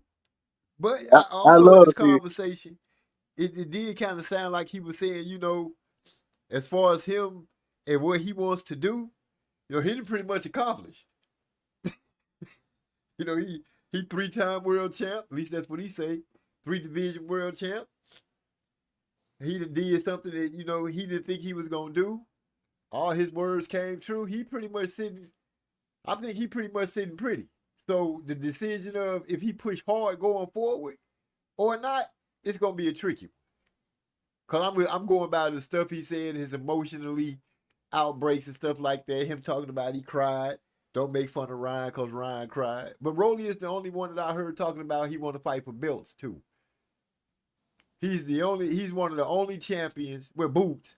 But Rolly really, I feel like it's genuine when he say he want to fight for belts. He's not really concerned about running around being the dude that's the big money guy.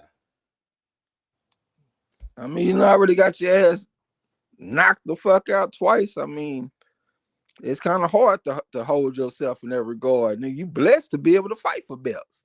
It's not every day that fighters get their ass knocked out the way he did and still get big opportunities on big stages. So yeah, I bet he is worried about just fighting for belts. You know what I'm saying? For a business. Yeah, I think Rolly is very obedient. You know what I'm saying? Like I think he sticks to the playbook. He does what he has to do, and he gets rewarded for it. You know, kind of like Leo Santa Cruz and some of these other guys we seen from that side, where you know you kind of see them keep getting opportunities or keep getting big fights or the fights they want, despite not fighting the people the fan want to see them fight.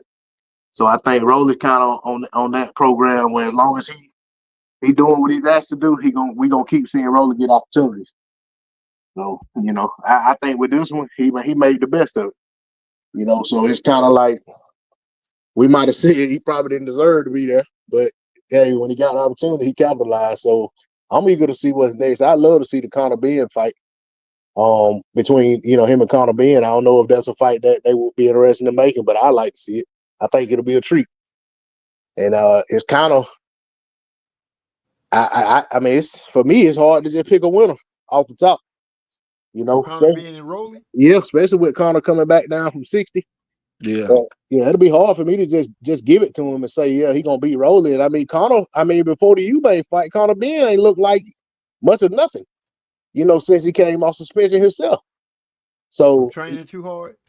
Yeah, I don't know. He had stopped eating eggs.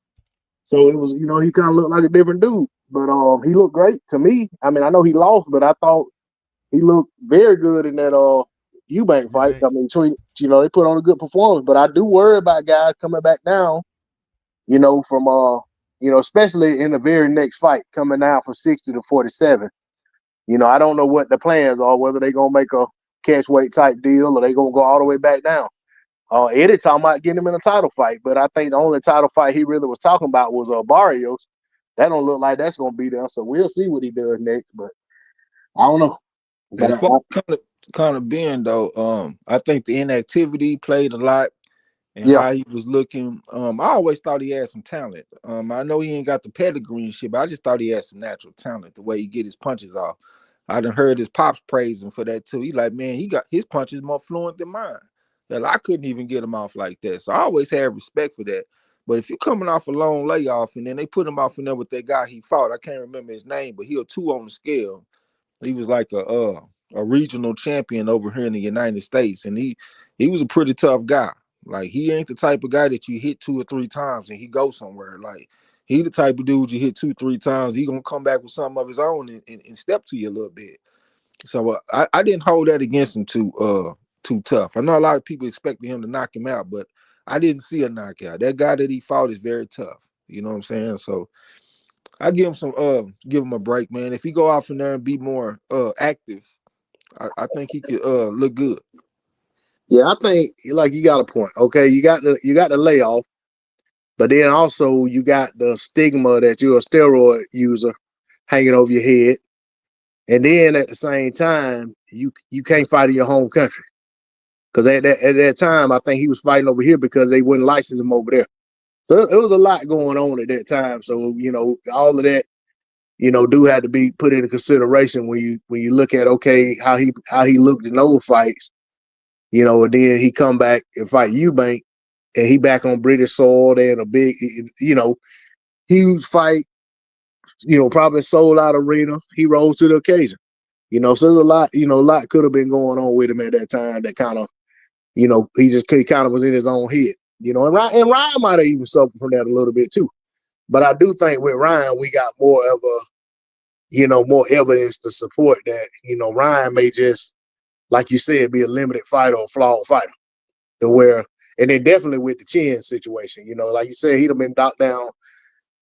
Like all 4 of his knockdown came different ways. I think it's 4, maybe more. But at least 4 when you count the body shot from Tank, the other knockdown from Tank, and then the one from Rolly and one from Luke Campbell. So I mean, I think the evidence more supports that Ryan got more going on than just the fact that he was coming off that layoff. in terms of what's holding him back. Yeah, so I'm looking at Can't you see that? Conor Ben right now, right?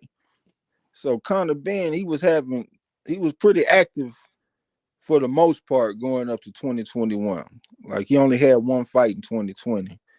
That was against Sebastian Formella, and then he had 3 fights in 2021, and he had a decent year. And then in 2022, he had 1 fight against Chris Van Heert and took care of him in 2 rounds. Then he go off a long ass layoff. It looks like a 17-month layoff, and he come back and fight Rodolfo Orozco, a motherfucking Iron Man, tough ass motherfucking Mexican. And so he beat him. Then he don't actually come off a long layoff, but they put him off in there with Peter Dobson.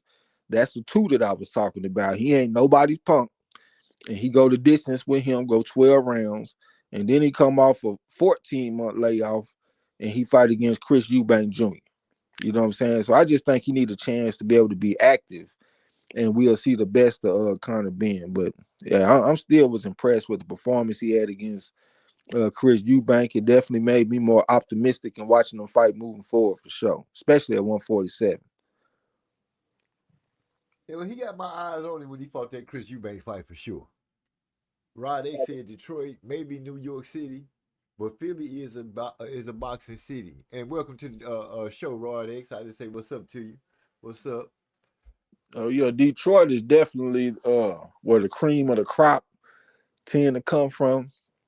I think that I saw one article that said that it was Buster Mathis, James Toney, and Floyd Mayweather was all living on the same street at one point. So that's just where the cream of the crop come from, Sugar Ray Robinson and shit like that. But when you think of hard-nosed, tough boxing, you think of Philadelphia. Marvin Hagler might not have been Marvin Hagler if he didn't go through them Philadelphia fighters, Willie the Worm Monroe and all them motherfuckers down there. And some of them took a win off of him, but he came back and got his revenge every time. But just going through that gauntlet, man, I just felt like that was some iron sharpening iron type of shit. You know what I'm saying? They got tough fighters down there. Look what Tevin Farmer doing right now. He ain't laying down for Nathaniel. He gonna come fight you and make you earn that shit. I done talked about other fighters in the past, like Avery Sparrow. I know a lot of people ain't got respect for Avery, but just looking at his career, the type of guy that's gonna fight on short notice, fight in your backyard, give up weight, whatever. I just want to get in the ring and fight. I can't do nothing but respect Avery Sparrow. You know what I'm saying? But they just got a long, decorated history. I think that'll be a good place for him, for real, for Ryan. Well, shoot, we could put out the best things that we think for him, but if he don't listen or think or open his way of thinking up to see that, shit, it's gonna be on him. That boy Eric, I'll say, hold on. As Rolly's manager, I want to see Rolly versus Devin before we get him in there with Ben. Yeah, I think he should get beat against Devin. I just don't know about Devin's confidence, but Devin is not a one-handed fighter. Like, he got his flaws, but he can operate on both sides of his body. He's not just focused on one punch. You know what I'm saying? And I'm not even mad at fighters that got an educated lead hand. I actually love that. But having an educated lead hand don't mean that you relying on one punch. You able to jab, come back with the uppercut, come back with the hook. If you want to see a great example of that, go watch Jamal Charlo when he fought against, I want to say, Sergey Derevyanchenko. He was able to throw combinations with one hand. That's what I love to see. That's why I used to love Barney Ross. That's one of my favorite historical fighters, you know what I'm saying? Because he had one of the best educated lead hands that I ever seen. You know what I'm saying? I can't even remember the old school historian scrapbook. He had put me on another fight. I can't think of his fucking name right now, man. I want to say it was the great lightweight. I think he ranked number 3 at lightweight all time behind goddamn, my memory is bad right now with my history, man. Ike Williams. I think he said Ike Williams was one of those educated lead hand type of guys that he wanted me to check out. I honestly I didn't see it on quite the level that I saw it with Barney Ross, but I'm gonna still give the respect to the old school historian and say that he had an educated lead hand. That's pretty to look at. But Ryan, he just waiting on one punch. He need a hook. You know what I'm saying? So yeah, he got some work to do. It's like he found out that he had a fast hook, and that was the punch he just kept practicing over and over and over and over again. We done seen footage of that. MZ. Ryan in the gym just repeatedly throwing the hook over and over and over, and not working on nothing else. Yeah, we were talking about that shit for years. Like, man, every time you get on the bag, left hook, left hook, left hook, left hook. Like, it is what it is. Hey Trey, you remember when we was all texting about Rolly sitting in that car? Yeah. What your take was and what I said it might be. I don't remember what you said it might be. Yeah. I had said he looked like you said he looked like he rather be anywhere else or something like that. Like he already. He looked like he on his way to jail for the first time. Yeah. And then I think I came back and said I think he might just be aggravated with all the shit and just ready to just get in there and fight. Yeah. Did that time card square give y'all the feeling that you was watching big fights, or did it give you like overhyped street performance? Man, I felt like it was just too much going on, man. I just want if Rolly just wanted to get in there and fight, I just wanted to see some boxing, man. I ain't against the change and doing something new. It was just, to me, it was kind of like when we saw the Eminem concert at the right. You know, you know what I'm saying, before the main event of the fight, stuff like that. You know what I'm saying? And the other fight we watched where they had some band come out from some old band from back in the day came out and performed for about an hour. You know what I'm saying? I think that was at the Joshua Dubois fight or something. You know what I'm saying? Like that. To me, I mean, I get it. You try to do something different, but I just want to see some boxing, man. It just kind of annoys me, to be honest. You know, it didn't really bother me as far as the settings. It was just the conditions of the fighters going in. Like, we got niggas coming off layoffs and shit. Like, if we gonna have something like this, man, let's have these people coming in on firing on all cylinders. You know what I'm saying? And then like Barbosa dropped the ball big time to me. It looked like he had a bad count. I done looked at his fights for a while now. You know, we all have. You know what I'm saying? And I done seen this man weigh in a bunch of times. This is my first time I ever seen him looking pudgy. I told Yasser, I said, man, Yasser, go look at the fights, the weigh-in that he had for Jack Catterall, for example. Then come back and look at this weigh-in and tell me what you see. He came back and said he looked pudgy. And that's the first time I ever seen him look pudgy. He actually got a little bit of abdominal muscles. You don't see that a lot in Mexican fighters where they got some abs and shit when they get on the scale. But he got abs, and this time he didn't have no abs. So I'm like, what the fuck you been doing? I picked Teofimo Lopez, even though he was coming off a layoff. But we put a bet down on Barbosa because I just wanted to see what was going to happen because he been kind of hot. You know, he coming off Ramirez and he beat Catterall. So I said, let's give him a chance, man.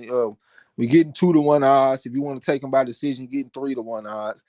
But I had my pick as far as the Champ Ross on Teofimo. And when I looked at the scale, the weigh-in, I said, we done lost that bet.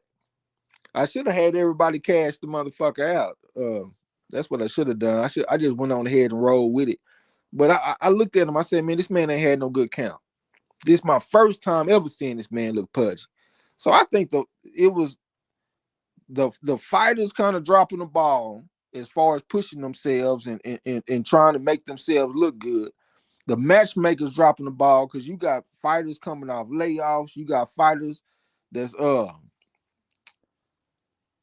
forgot the fuck I was about to say, but yeah, man, I think it was just a combination of shit, man. The fighters, the matchmakers, all that type of shit, man. They ain't give us the best chance to have a good product as far as their card, in my opinion. The matchmaker, I won't blame the matchmakers as much as the fighters because the matchmakers and everybody put them in a position. They set you up. They put you in the spot for you to come out and shine, and they just didn't. The fighters are the disappointments. If you ask me, I can't blame nobody but them for not coming out and putting their best foot forward. matchmakers, I'm talking about you got fighters coming off layoffs. And then like when you got Devin Haney, you got them off in there with Ramirez. We need to see him get a confidence rebuild. And if you're gonna have a big spectacle like that, don't you want some knockouts? You putting motherfuckers in the ring, ain't no showcase, nothing going on. Like, except for Ryan, we assume that will be. But if you look at they past, you will see that stylistically, Rolly probably presents some problems for the motherfucker if you base it on the sparring and all that kind of stuff. But overall, I just think the matchmaking was a little bit tough for that venue and what you're trying to do. You're trying to have this big spectacle type of night. Times Square. Yeah, and I just didn't see the matchmaking reflect that. You know what I'm saying? Like, that's just my opinion on that. I just feel like it was just a combination. The fighters could have done more. They could have done better. Barbosa could have trained and did what he needed to do in camp. I don't know what the hell was going on with him coming in looking pudgy. I just think that it was all a combination of shit. I feel you. Trey, you know what? Napoleon Armstrong. Go ahead. I was just gonna say that Napoleon Armstrong said where Black Card fit in all this, and then Eric Arthur in. That was crazy, knowing that Ryan was a golden boy all them years, and then try to take advantage of learning from Oscar, B-Hop, and Canelo. Well, remember they at one point, Canelo and Oscar both said Ryan didn't have the work ethic. Remember? So that would explain why he didn't really try to learn from them. And, you know, how old is Ryan now? Back then, you know, he was 26. a youngster. Yeah, back then he was a youngster. So that special being a gym rat and all that, like Trey said, he probably a follower, more of a leader. So he probably needs to see somebody that's doing it all the time. And I don't even know if that'll work because like Eric R pointed out, he had Oscar, okay, take Oscar out because Oscar wasn't working out or stuff like that. But he had Canelo over there too, which he was in that camp. But like Canelo said, the dude just wasn't fully dedicated. Yeah, but it's some things that just can't be trained. If you hit that man one time, he'll go down. And Oscar never was like that. Oscar was actually very reliant on his left hand early in his career. He was known for the left hook. He was not known for having a good right hand. He could stiffen your back up with a jab, though. He always had a shotgun jab. And he had a left hook to the body that was spiteful. You know what I'm saying? So Ryan definitely could learn from the guy, but the intangibles, you can't learn that, man. You ain't hitting Oscar one time and dropping him on the way up. I ain't even talking about against the top level guys. I'm talking about on the way up. The dudes that's helping you develop, they hitting you one time and dropping you. Boom, one time. Like Luke Campbell. We'll forgive him for Tank Davis. Tank Davis can hit a bunch of people and drop him. But come on, man. Luke Campbell is not known for being like a power puncher. You know what I'm saying? He got knockouts on his resume, but he ain't known for being no power puncher like that. I know Rolly got some pretty good thump. I'll give him credit on that. But still, though, man, I just can't let that go. Like, they can hit you one time and you're getting dropped. You know what I'm saying? Like, who can we compare that to, like, right now? That you hit them one time and they go down. Because most people you see, man, you got to hit them 3-4 times. And, you know, you might hit them and hurt them, and then you got to jump on it with something. But you can hit this man one time and he go down. That ain't never been Oscar. That ain't never been B-Hop. Hey, Amir Khan, that wasn't even Amir Khan. You know what I'm saying? I mean, you could hit him with a perfect shot in the night, but Amir Khan could take some. He could take some shots and still be there trade with you.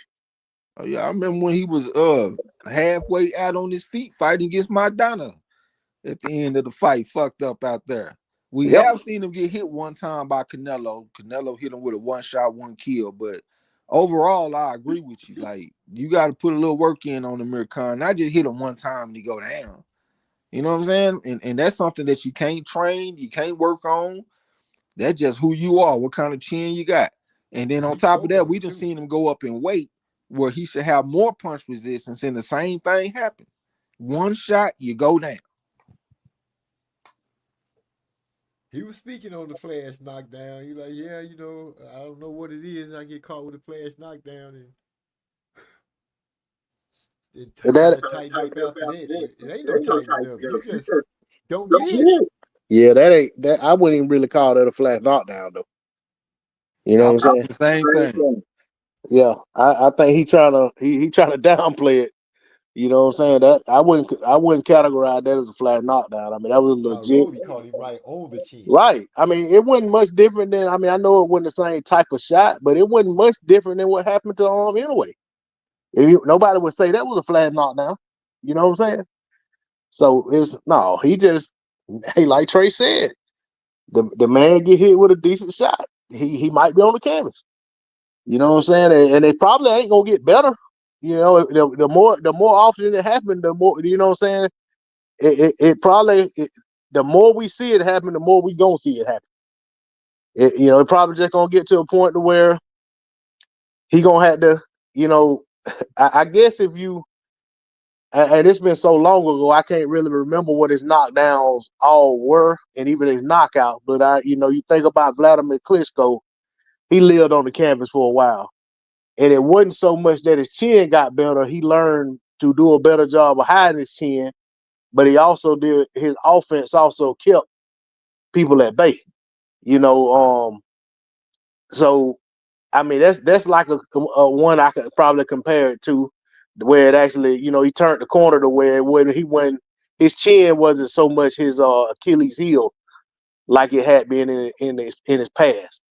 But I mean, look at who he was working with as a trainer though, and we talking about Ryan who in search of a trainer. He don't mind changing trainers.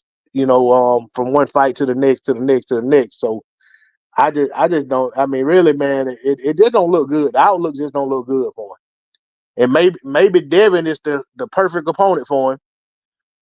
Because Devin probably would still fight him timid, but also Devin ain't really putting that much on his shots. He showed that he could take Devin punches, but at the same time, was he able to take Devin punches because of assistance, or or is it just that he can take Devin shots? So that's the other thing. We don't know that part either. Yeah, that's true. At 147, I can't see Ryan whooping none of them dudes at the top. You know what I'm saying? I can't see him whooping no Stanionis. Damn sure no Boots Ennis. I don't see him beating Brian Norman Jr. I don't see him beating no Barrios. Hell, he'll whoop Pacquiao probably. Pacquiao trying to come back. He'll probably beat the brakes off Pacquiao, but So he hell, really even trying that's to come back? questionable. Hey, and somebody brought up Blair Cobb. I don't see him beating Blair Cobb. Yeah, that'd be a tough fight. In fact, I'd love to see Blair Cobb fight Conor Benn or Rolly. That I'm hey, sure he would be willing to do it. Blair don't seem like he'd turn down the fight. yeah, he ain't getting that many opportunities being around with Don King. So I think he take anything he can get. Yeah, I think Blair the Flair probably get with Ryan. I'm sitting up here thinking about it. I mean, I done already seen Ryan get dropped one shot by a southpaw and shit. I know Blair the Flair got that lead left hand he can put on you. He got a little short, little looping left hand, like when he dropped Adrian Broner, knocked the tooth out. He ain't never lacking for confidence. He might get with Ryan, man. You know what I'm saying? Yeah, I would love to see that fight. But Inoue, though, I want to talk about Inoue too. I'm taking Junto Nakatani when they fight. Hold on, let me back up, man, because I got to be a little bit more fair and give some respect to Inoue. Inoue a fighting motherfucker. That's one thing about Inoue, but I'm seeing some consistency where he getting some resistance in these fights now. Like if we go back to when he fought the Southpaw, I think he was from Ireland. He got stopped. TJ Doheny. Yeah, there we go, right there. I thought Doheny was winning rounds in there. That's my opinion. I thought he was out there looking good, looking smooth, especially early in the fight. I give credit to Inoue because he able to turn up and take it to another level, and he got his ass up out of there like he was supposed to. So I give him credit on that. So then we see him again when he fought Pantera. He got dropped in the fight. And we saw him take it up a level and come back with some, but that still was like the second fight in a row where I saw some resistance. So then in this fight right here, old boy hit him with the left hook, There were some times where you push him back with a double jab and go to the body with something on his ass and all this kind of stuff.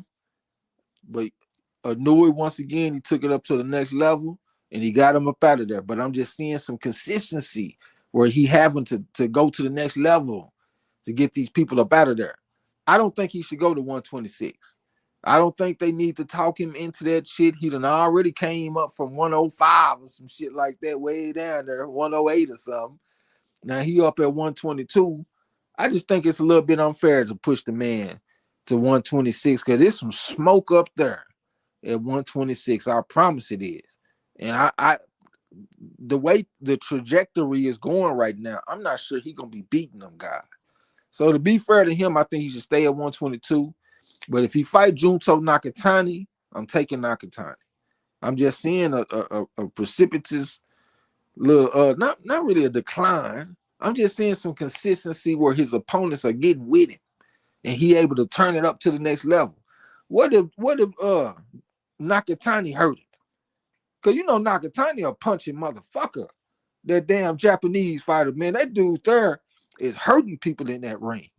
He had one of the most devastating knockouts when he knocked out that Maloney guy. I can't remember which one it was because you know they twins. But man, that shit was devastating when he It knocked don't matter. He'd have done it either one of them. It don't matter. It was in the 12th round too. That's what got me tripping. Because that type of power carries all the way to the 12th round, where he hit this man, looked like he down there killed him. If anyway take one of them shots, he might not be able to turn it up to the next level and come back and get him up out of there. He might be getting his ass up out of there. You know what I'm saying? That's what turned him on though. He liked the fact that he had to turn up. He said that's his kind of fight. If y'all paid attention, most of the time when Inoue fights, he get asked about Nakatani. And he keep on saying matter of fact, he came out after his last fight and said he won't fight Nakatani this year. So he already ruled that out. He's supposed to fight MJ next, but when I say last fight, I don't mean to fight this weekend. I mean his fight prior to that. He had already let it be known because he was tired of being asked about it. So he let it be known that he won't fight him none in 2025. So they looking at that fight potentially in 26. But I wouldn't be surprised either way. People hoping Nakatani to get knocked off. You know, when that fight, the demand for that fight goes away. I saw a graphic, and I should have screen recorded and shared it with y'all in Discord. And some of y'all might have seen it, or somebody in chat might have seen it, where it was somebody did a side by side, or not side by side, but top frame, bottom frame of the shot that Inoue got dropped by on Sunday, and Nakatani stopping another guy. I can't remember who it was, with the exact same shot, the exact same way. And I think he stopped. He got a stoppage though. It wasn't really, it wasn't like the other dude got Nakatani. I mean, they dropped Inoue and he was able to get up. But I think the bell, being that it was like 2 seconds left in the round, I think that did a lot to help Inoue. I think if that shot had happened early in the round, he might have been in a lot more trouble. But yeah, I thought it was good to see, or kind of ironic to see that Nakatani land that same shot, the stopper guy that Inoue got dropped with, Sunday night, Sunday afternoon, whatever it was. And it wasn't that much different than the counter shot he took from Panthera. That no, it was about the same shot too. Yeah. Even though he was a southpaw, so that makes it a little bit different. But this Junto Nakatani guy, like, who needs him? Like, if you a fucking manager or something, tall southpaw with one shot, one kill power at the lower weight classes. You really don't see that too much, man. It's almost like a Nui fighting a mirror of himself. I just don't think that Junto Nakatani got the amateur background that Inoue has. He was 72-6 or something like that, Bonafide 4. I don't think that Nakatani got that type of background. But as far as his physical gifts, I don't think Inoue done fought anybody like that. You know what I'm saying? And if he get caught, it could be problems. Might be Katie Bardo. And the way things is going, it look like he will get caught, especially early. So yeah, I would love to see that fight, man. I don't know, but I would love to see the Ahmad Ali fight too. But I got a suspicion that he might be leery of the power, especially early on. I would be very surprised if Ahmad Ali stepped to Nui and tried to make it a good fight. I think he's gonna try to avoid him early in the fight and then try to come down the stretch and put something together. But I just done seen that enough from the Eastern European fighters. Like a lot of them be overly concerned with power. I done seen that several times. You know what I'm saying? So I would love to be surprised, but I think Ahmad Ali would be a little bit scared of Inoue, especially early on. But I would love to see the fight though, because he said he wanted to fight, been wanting to fight for a while and all that kind of stuff. They got a common opponent. I think that Southpaw, I can't think of his name, Morales or something like that, some shit. But he went the distance. Hold on, did that motherfucker? Yeah, he went the distance against Ahmad Ali and beat him by split decision. And then when he fought against Inoue, I think he got stopped in like 11 rounds or something like that. So they do got their common opponent. But I'm interested to see what's gonna go on with Inoue. Man, Inoue is tough. He make it look like fighting. He don't cheat the sport, in my opinion. It look like he disciplined. He in the gym. When he get in the ring, he fighting. He not coming to dance and play. He coming to put some hurt on you. But even with that said, I'm taking Junto Nakatani if they fight. The boy Eric R say Shakur called Ryan a walking lick. With Blair Cobb, damn. Blair Cobb came in there with that Howard Hewitt from the Shalimar. Get ready, tonight gonna make a night to remember for. He had a problem for Haney. He'd be a problem for Haney. Didn't we see him kind of whooping up on Haney in some sparring? Yeah, we did. So yeah, that's my nigga Nakatami. That's what Eric R saying. He said that shot looked like the one Marquez put Pacquiao with. Jinky was crying like a mofo. Dick L was crying. Anybody want to be crying, they see him well, unless she didn't like him. And, you know, then she Jim, hey, Jim Lampley was crying. What? Not Jim. Was it Jim Lampley or was it Gray? Jim Gray was crying. Yeah, when they was talking, they basically like they were doing Pacquiao eulogy after the fight. Oh my goodness, but I can't be touched that much. Is Pacquiao gonna fight? Barrios. Yeah, Barrios. Most of the people who I would say that are credible, who post on on the boxing sites and people who even in the YouTube space that I talk to, or I follow their stuff. All I'm saying that it's pretty much it's very close to being a done deal. It's the saying that only thing I think I heard L Dub say the other day. The only thing that he think is holding up is something dealing with some political stuff with Pacquiao. They gotta make sure that the dates don't. You know what I'm saying? They gotta make sure they got go against what his political what he got going on over there. But they supposed to be what's the name supposed to be in camp with Pacquiao, Tim Tszyu. He's supposed to be joining Pacquiao in camp, not like sparring against each other, but training side by side with him as he get ready for Fundora. What? Yeah, he gonna get his ass whooped. He ain't about to whip no Barrios. What is he doing? Hey, he getting a check, man. I think that he supposed to be running for some office again. So he probably getting his political.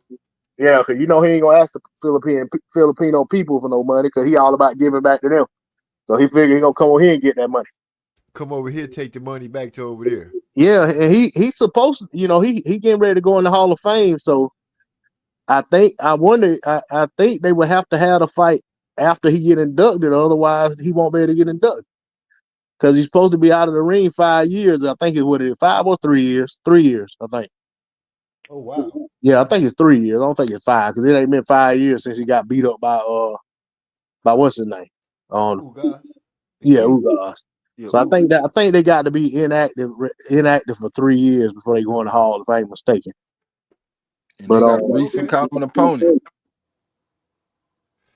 Yeah. Barrios fought him right after Pacquiao. Right? Well, no, because Spence fought him. Then he fought Barrios. Yeah, he fought Barrios coming back from the eye surgery. Yep. Yeah. And broken nose if you let Derrick James tell it. But Derrick James be putting cables on stuff. Don't do your Derrick James like that, man. Let Derrick go ahead and have what he had. If he broke the man rib, he Hey, broke the look, rib. I ain't against Derrick James. I will say, regardless of everything going on with him, and yeah, he done cooled off a lot, and he kind of, don't look like the trainer that he was being built to be.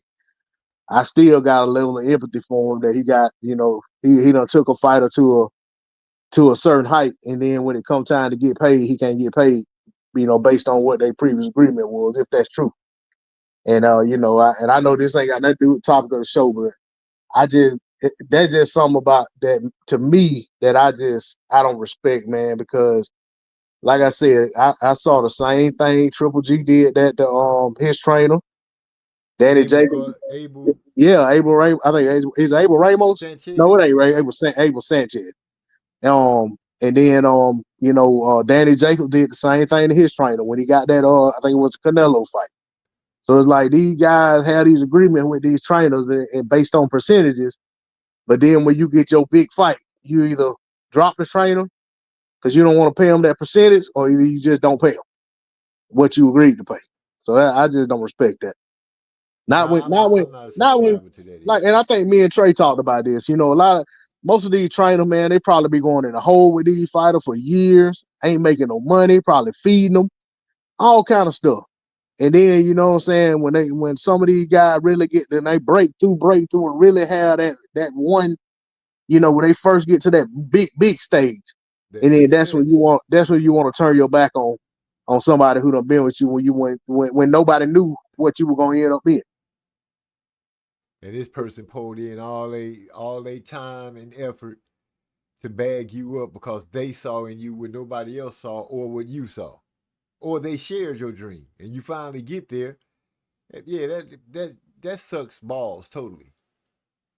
Yeah, some situations just right is right and wrong is wrong. It's something you just can't get behind. And that's an example of that. Yeah, it don't matter who the person is, man. Like you said, right is right, wrong is wrong, right and wrong nobody. Yep. If it's wrong with this person do it, it's wrong with that person do it. Yep. And I just feel like that's a situation where, like I said, we don't know all the detail, but I'm just saying what it looked like on the surface. I can't get behind that. I ain't gonna lie, that made me kind of dislike Earl a little bit. Because he just tied together other things that I've heard in the past, like his father having to pay him to work with him in the first place. Right. He just sounded like a spoiled ass suburban kid or some shit to me with that. And then you fuck over your coach in the biggest moment. That's just some hoe shit to me. And that just made me not like him. Then we put that in conjunction with the drinking and all that kind of shit. It made me fall out of favor. You don't even want to look at the product no more. Yeah, I don't even care about the dude. I don't give a fuck about him. I don't even like talking about it. You know what I'm saying? I'm gonna be honest. I'm the same way, bro. I'm not looking for him to come back and fight. I done moved on because I'm like, it's too much to top on. At first I can understand, but then you fall out with Derrick James, who seemed to be a cool dude, good dude, over money. You drink. You got your outside problems with the thing. People trying to tie you in with this murder that took place with the Mo 3 stuff. It's just a whole bunch. Not that I care that I'm all about Mo 3 and all that. It's just too much extra bullshit. Yeah. And then for somebody who bagging you up have to pay you, like you've been telling the story, have to pay you to work with this man who helped you become a champion. Not just a champion, but a unified champion. And a complete fighter. And I know what I said earlier, but just because I don't think he's a good trainer for somebody like Ryan Garcia, that don't mean he wasn't a good trainer for Earl. He was an outstanding trainer for Earl. When he first met that man, he was a double jab left hand guy. And Derrick James said, man, he pretty good, but he doing the same thing over and over again. So he gave him more variation in his game and shit, gave him that body attack and all that kind of stuff. He was a good coach for that man. You don't fuck over nobody like that. And then on top of that, you fight once every blue fucking moon and shit. Hell, we got to wait till the next blood moon for this motherfucker to fight. When the last time he fought? When he fought against Terrence Crawford. Like, come on, man. You know what I'm saying? Like, that shit there that annoyed the hell out of me. I ain't no hater though, man. Salute to Terrence Crawford for doing what he had to do. I'm hoping that he go out there and beat the brakes off Canelo. Looking at Boy. Canelo's previous, I would say 3-4 fights, I think that's very possible that he about to go out there and beat this guy. Canelo don't look like the same guy to me. Like he's slowing down, he in his mid-30s and stuff like that. That lead left hook don't look quite as explosive as he used to. I know he did get a knockdown against Munguia and against the Puerto Rican from New York. Yeah, Berlanga. Yeah, he dropped him with the lead level hook and stuff, but it just don't look quite like it used to be. And I don't see the same type of timing. Like when he broke the eye socket of Billy Joe Saunders, it looked like he had superpowers. Like he was able to see the future before it even happened. Like he knew where the man head was gonna go in anticipation of this counter right uppercut. I don't see that no more. I think Crawford got action and winning. He actually was a really good finisher too when he get people hurt, and that don't went away. Yeah, when the last time he got a knockout? Shit. Against wait, not I almost said Kovalev, but he got one after that. Yeah, it wasn't Billy Joe Saunders. It's been a while. It was no, he didn't stop him either. Shit. I was finna say he stopped Callum Smith, but that would have been before Billy Joe Saunders anyway. Yeah, he didn't stop Callum Smith. No, he did. That's what I said. No, he didn't. The last one? I don't even remember, man. I can't. I think Kovalev was his last knockout. Yeah, because he fought that Yildirim guy right after Callum Smith. Then he fought Billy Joe Saunders. Billy Joe Saunders would have been his last. He caught Billy Joe Saunders after Kovalev. Okay. Well, I mean, he might have one sprinkled in there somewhere, but we know he didn't stop Triple G. Who did he fight for undisputed? I looked it up. His last stoppage was Caleb Plant. Caleb Plant. That's what I was just going to say. Who did he fight for undisputed? Yeah, I was just going to say who did he fight for undisputed at 168? And that was back in 2021. Yeah. And leading up to that, he was stopping people regularly. Now we go past that. We got Golovkin, John Ryder, Jermell Charlo, Jaime Munguia, Edgar Berlanga, and William Skull, and ain't stopped now one of them. So I'm just seeing some evidence that this ain't the same guy.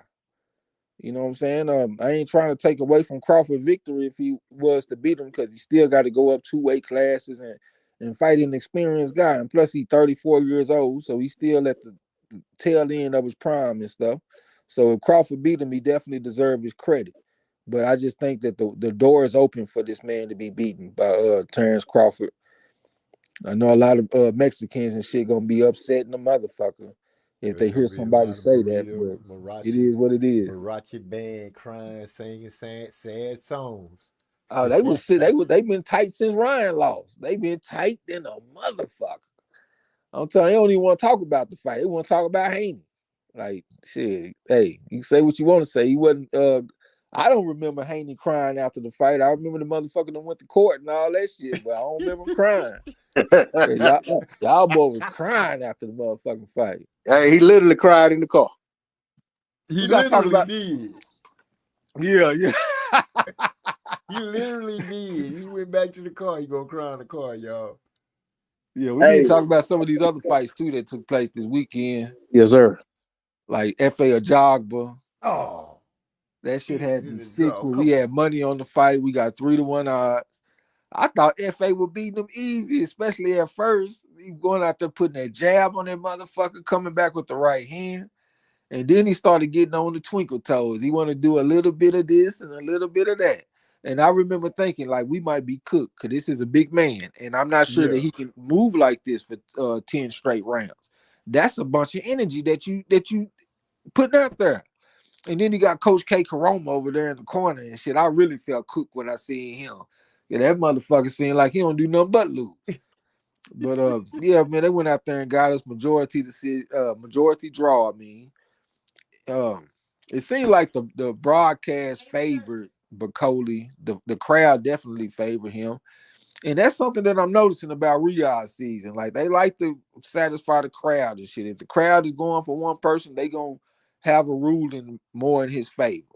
If it's been somebody that have been there before or something like that, like when Jarrell Miller, he went out there and got knocked out by Dubois, then he came back against Andy Ruiz in the rematch, and the crowd was behind him, and he got a draw out of this. Well, now that's I'm tripping because he really should have won that fight. So that actually went against him. That was a bad example. But like if I look at Hamza Shiraz, for example, when he fought against Adamez, I think they held it down for their Muslim brother. You know what I'm saying? Yeah, and I just seen the same thing. What was that other fight they held it down for? Oh yeah, Badu Jack. I thought he lost that motherfucking fight. But he stayed in UAE, United Arab Emirates. He a Muslim, and I think they took care of him. You know what I'm saying? Hey, if I was a fighter and I'm fighting a Riyadh season, even if I'm a Christian, I'd tell him I'm Muslim. Should just give me a chance to win in this motherfucker. I might go over there talking about Alhamdulillah with the rest of Oh my goodness. square business. I was thinking, man, would that send me to hell? Like God, I ain't saying that. Like I ain't saying I'm being a traitor, but goddamn, I'm just trying to have a chance to win. And if I go over there talking about I'm Christian and I'm fighting one of their Muslim brothers, I'ma lose. Because I thought Badu Jack lost that fight. He got out punched, he got outlanded. Kelvin or whatever his name was, I thought he went out there and beat this man. I thought Badu Jack did his best work off the breaks and shit. When they was in the clinch, he was going to the body. But when they post up, man, I thought old boy was getting off on Jack, man. Jab coming back with the right hand, all kind of shit. And they fucked him out the fight. Fucked me off my Champ Ross pick too. When I heard that it was about to be a majority decision, I just knew I had me 17 points coming. But now everybody else getting 17 points. I'm thinking about Eric Carr because I thought I saw Jack by majority decision on his goddamn picks. I'm like, man, these motherfuckers done gave my competition 17 points. I was hot. But I feel like FA should have won this fight. They had it majority draw. The one judge that made the decision gave it to FA Ajagba. But it just seemed like they wanted to please that crowd and they didn't want to send McCauley out of there with a loss. You know what I'm saying? And that's one of the flaws that I'm seeing with Riyadh season. Some of the decisions ain't been the best all the time. That's my one gripe I got against them. He could have took that loss. Speaking on fighters changing trainers or doing trainers bad, Eric R brought up the fact that B Hop did brother Nassim Richardson like dirty too, dropped him for his last fight and got KO'd for it too. Bo Max said Spence was the same fighter he was in the amateurs. That's from Napoleon Armstrong. Nah, he better than ever. He the face of boxing. Talking about Canelo. Which the question was asked, how did y'all score the Canelo versus Skull fight? We spoke on it earlier, the fact that Canelo looked like he a step slower. He an old mid-30s because he been boxing for so long. That's true. His body took a lot of damage because he been boxing since what, like 14 or 15, I think. They said he turned pro at that age over in Mexico, and he been squabbling since then. So his body's got a lot of wear and tear on it. He's at 70 fights now. I didn't even score the Skull fight because once I saw how he was fighting, I knew he wasn't gonna win. It didn't even matter what the motherfucking score was. You are not about to beat Canelo Alvarez fighting like that. I saw a man fight similar to that. That was Edgerlandi Laura, and I thought Laura won that fight. I bought the pay-per-view and everything, me and my mom. And the excessive movement is what lost him the fight, in my opinion, if they was going to give him a fair chance to begin with. But when I saw that movement that Skull was using this shit and not coming back with nothing, I was like, man, this man ain't about to win this fight. I don't give a damn what the score is. You are not about to beat the face of boxing, the money man, that also got a big money fight already agreed lined to. Up. Yeah, you're not about to knock that. You're not about to disrupt that with that shit that Skull was doing. You know what I'm saying? Now, I saw Canelo doing a bunch of missing and all that kind of stuff. The fight did make me feel more confident in Bud Crawford because I feel like Crawford is an all-around better fighter than Skull. You know what I'm saying? But I didn't score the fight because I didn't see the need to. He said Trey switched back up in the post-fight interview. I want to thank my Lord and Savior Jesus Christ. Yeah, square business. That boy, that thing gonna switch it up in the interview. Hey, Good with the the police. crowd would have went silent. He might not make it back to the airport. Hey, but I tell you, the other thing about that Skull Canelo situation, man, you know that one of the judges had that already pre-filled out scorecard though. Was Because it I think real Already in his wide? briefcase. they were like 119, 109. I do remember hearing that. Yeah. Yeah, hey, Canelo keeping one of those. He gonna have one against Crawford too, with somebody already done. Hey, at best already got him a draw. If he Yeah, was able I to mean have one against at Floyd, worst, yeah, that's what I'm saying. He gonna have one judge. They're gonna at worst have him a draw, regardless of how the fight, how we see the fight. well, Crawford got to take the other two judges. Speaking of fights, July 11th, don't they got Savannah Marshall, this the girls, y'all, and Deja Green fight. Jake Paul, that's Jake Paul's card. Yeah, man. I don't think about Shadeja Green. She just ain't got that dog in her. The way that she look, you think like she a killer, but she not. She a sweet woman. She's sweet Terminator. And Savannah Marshall is not a nice woman. She gonna come and try to whoop your ass. I done seen, huh? I'm just looking at her, hearing her voice when she was talking to Guo. I'll wipe the floor with y'all. There it is. Yeah, she gonna have her shit together. Yeah, I can't get it out of my mind when the Sweet Terminator was in the AIBA World Championships and she fought Kumbayiva or something like that from Kazakhstan. And she just went out there and just took the gold medal. Give me this shit. All that old looking tough shit. I don't give a fuck about none of that. Give me this gold medal. It's mine. Take this silver and be happy with it. And that's what she done. So then we see her in the pros. She fight against Franchon Cruz. We all know Franchon Cruz ain't no punk in no boxing ring. She the one to tell you, man, I've been fighting all my life. And y'all making me the underdog? Yeah. Went out there and took the victory. So now she got Savannah Marshall that ain't about to give you Nathaniel except for a left hook. That's all she got for you. Left hook upside your head. Man, I'm telling you, Sweet Terminator better come with something, man, because she's not about to go get no easy win from no Savannah Marshall. And I think Savannah Marshall needs to be the favorite in the motherfucking fight. And she another one that's been fighting all her life. So I got Savannah Marshall. But I do want to see the fight, though. It's a very interesting matchup. Shoot,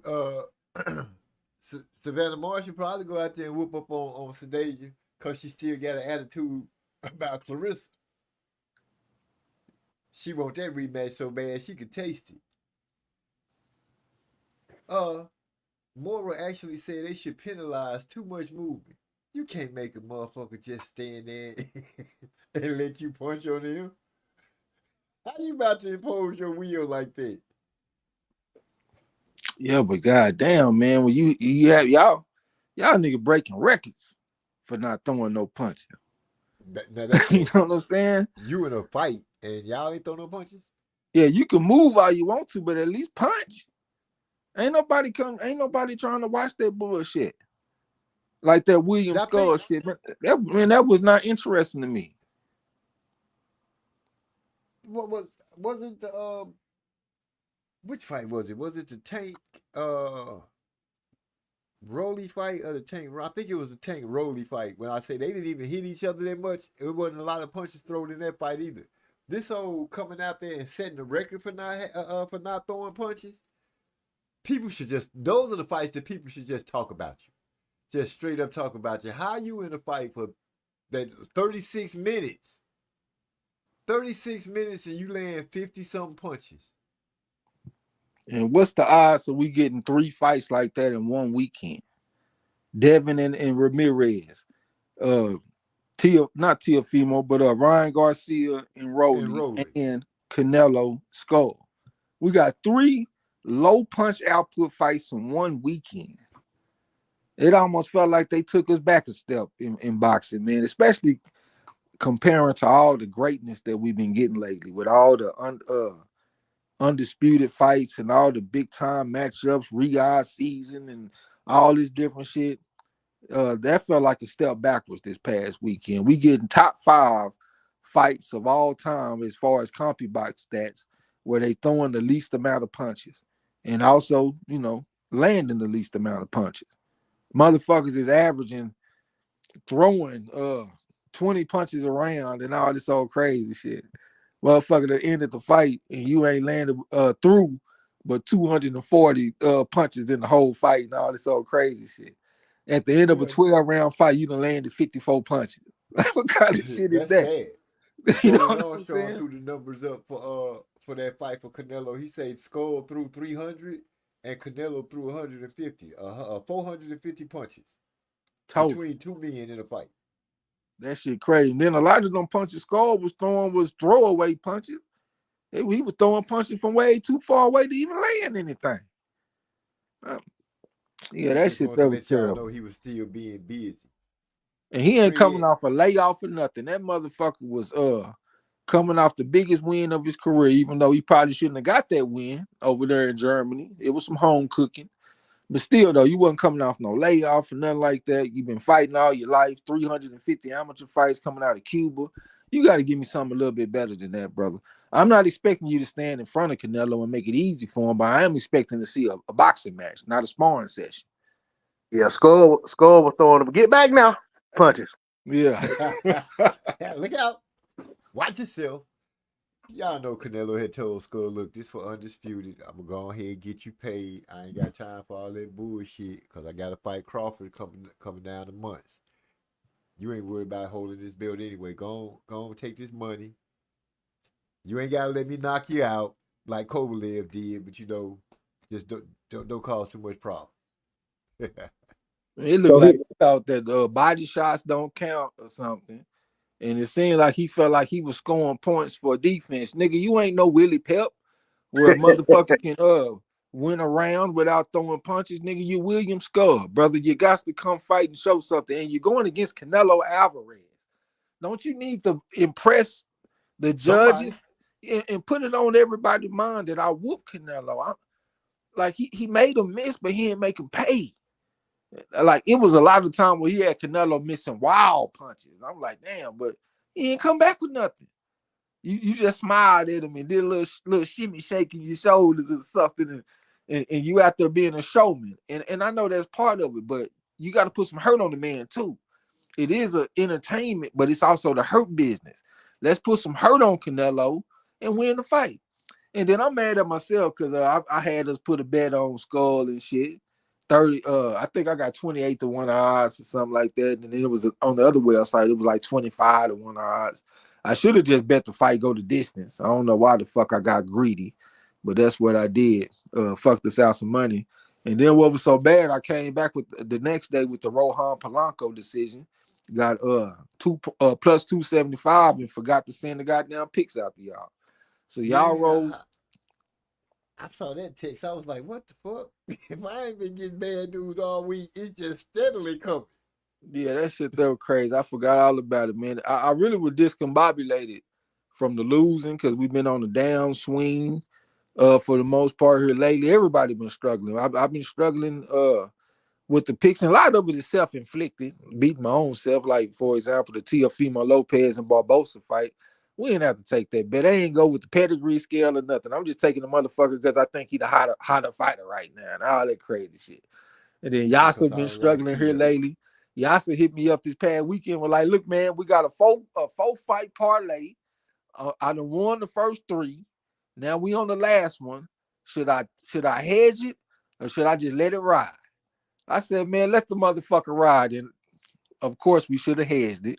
And we would have got a good price too. It was 5-2 plus 250 for the hedge. I'm talking about like just let it ride.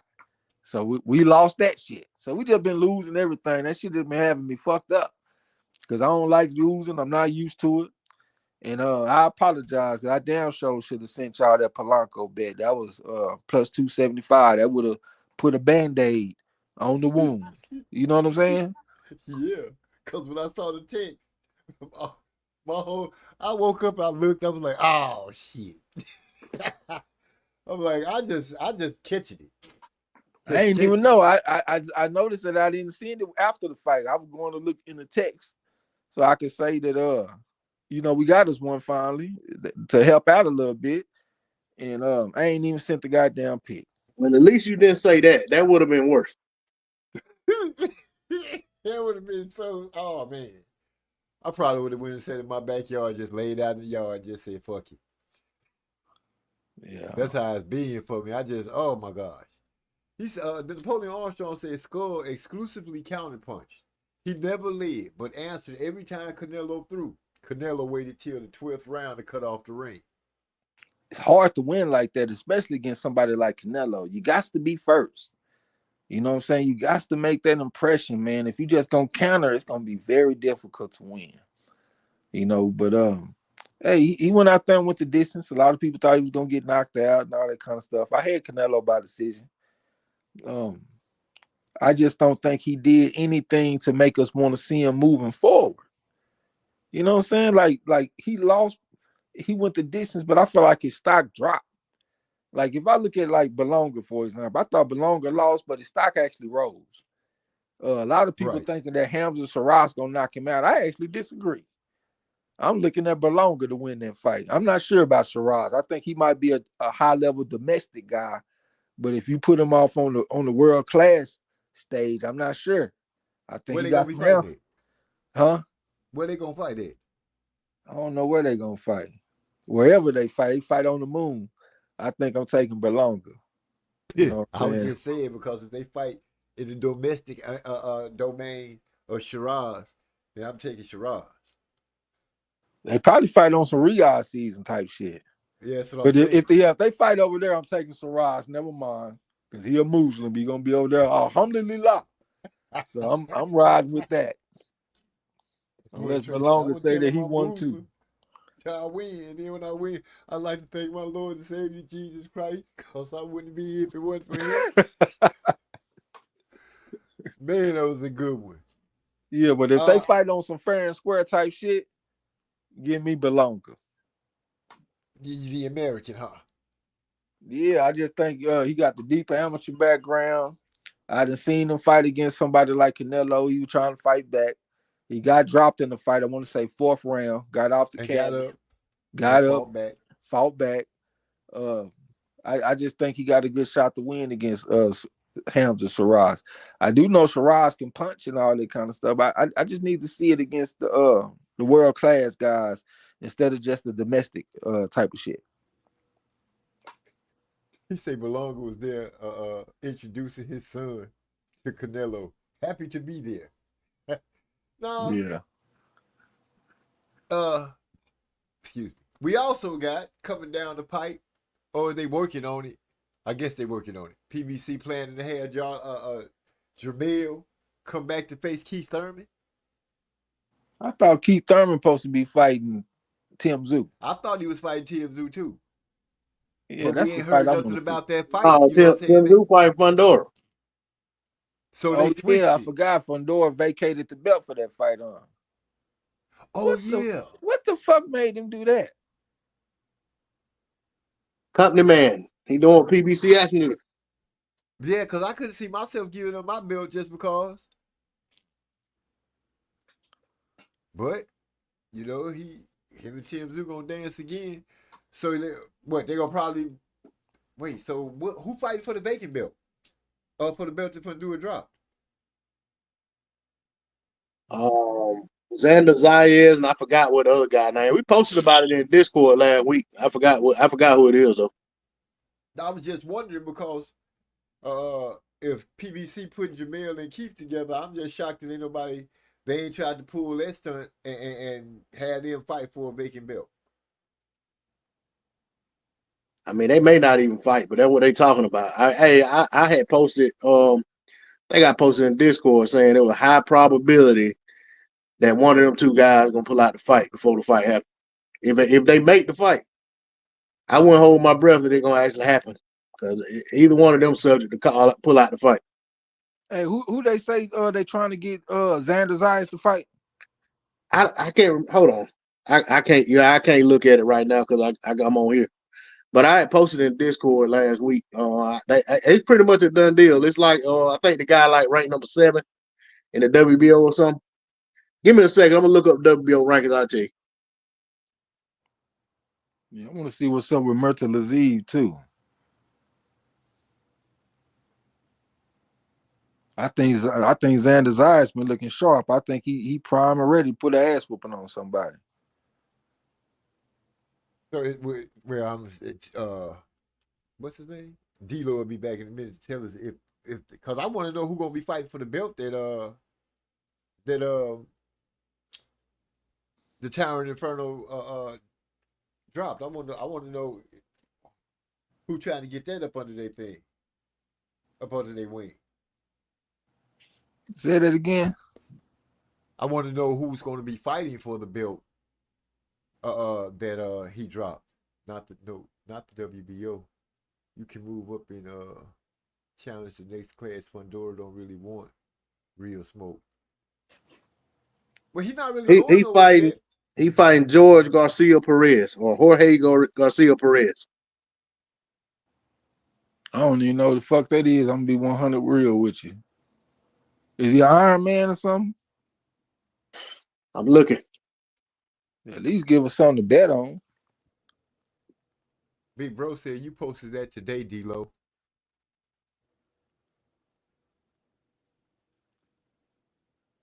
He said put Xander in there with Lubin. That would be a good test.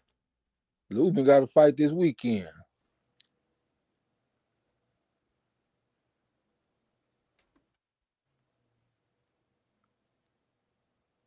I can't remember who the fuck he fighting though. Yeah, I was gonna tell you, man, when you post the schedule, don't post it on the screen, nigga. Post it like a poster. So we can look at the schedule and shit when you do the live stream. Oh, okay. Yeah, we can just go to your channel and look at the poster. I gotta figure out how to make a poster. I know I can do. That's just like when I like put the we not having a show thing, right? Oh, okay. I'm about to say, nigga, you done made posters, brother. I'm looking at one right now. No show tonight. Wife called me out. I can't duck no smoke. Pop-up show coming soon. Yeah, I couldn't duck no smoke. Got called me out, and I ain't going for that. And then I'm gonna give a cool score. Nope. Your Cole got his ass whooped by Chan Ross this week, huh? In the Chan Ross. He called him out on the show too. Chan Ross didn't say nothing about that. He whooped up on Gil Cole. He being humble.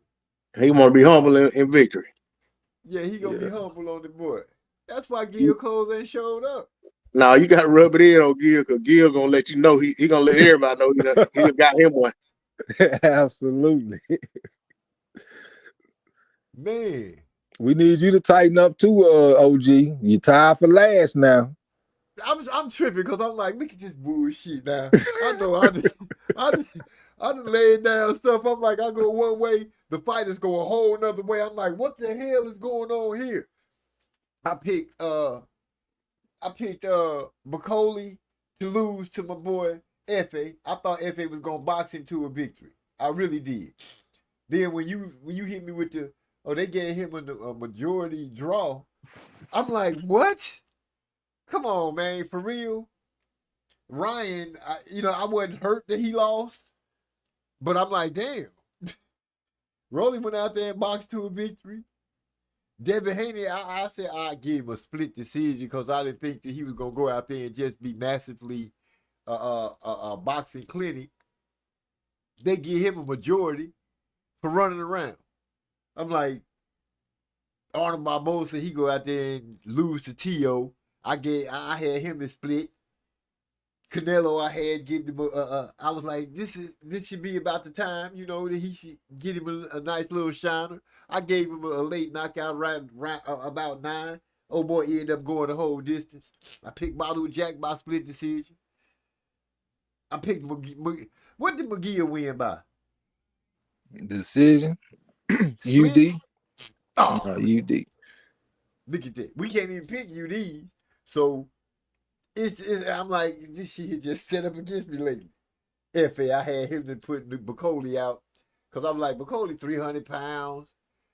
I didn't think he was going to be able to have a really full camp because of the suspension, because he got knocked out prior in the other fight. So I didn't think they were going to let him be trained. So I thought he was going to be behind, and they give him a draw.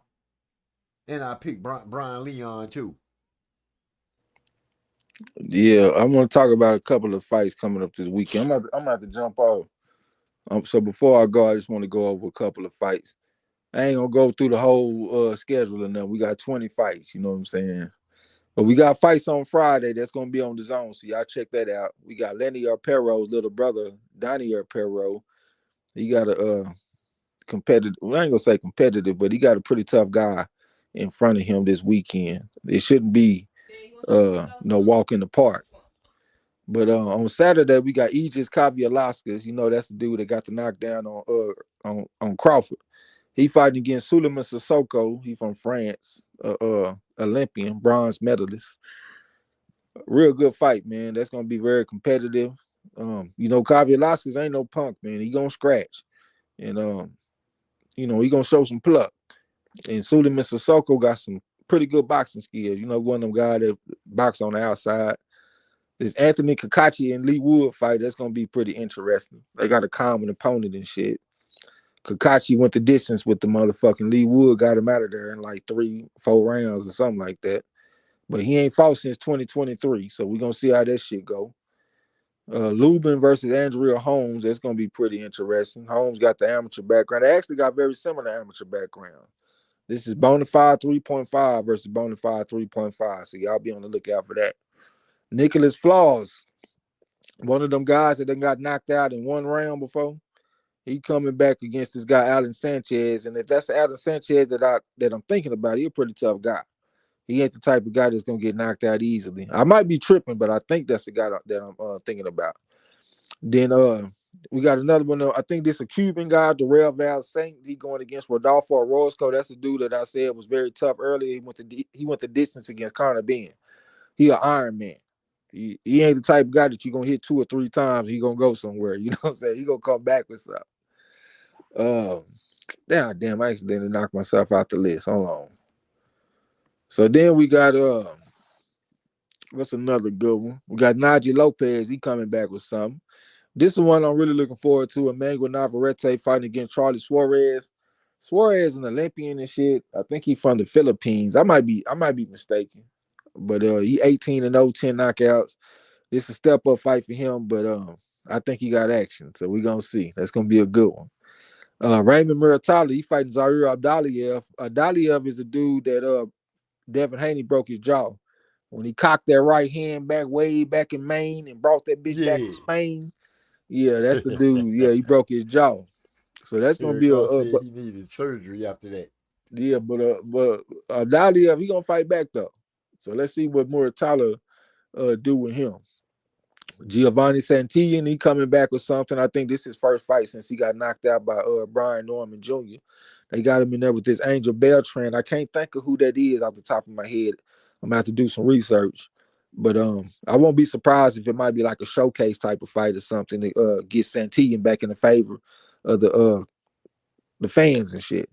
So then we got this other one, Andres Cortez. He a pretty good fighter. He got a gift. I can't remember who he got that gift over, but he a pretty decent guy. He a bona fide 3. He like a 3-time national championship bronze medalist. He coming back against Salvador Jimenez. I'm about to do my research on him. Don't know much about him. That's pretty much the ones that's jumping out to me. Besides the Japanese fight, Fernando Martinez. That's that I think he's an Olympian and he come from Argentina. He fighting against Kazuto Ioka, and that's gonna most likely be in Japan. So, you know, it's hard to beat them Japanese fighters in Japan. But this Martinez dude, he pretty tough though. He gonna come fight like a motherfucker. So I can't wait to check that out. But yeah, that's some of the highlights that we got coming. Oh yeah, I forgot about this one too. On Friday, we got Andreas Casarakis. He fighting against Roberto Cruz.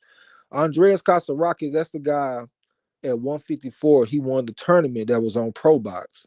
He beat this guy named Robert Terry. Then in a main event, He beat Brandon the Cannon Adams, and he a pretty tough guy. He going against this Roberto Cruz. He is Puerto Rican. He got an amateur background. Got like 80, 90 fights or something like that.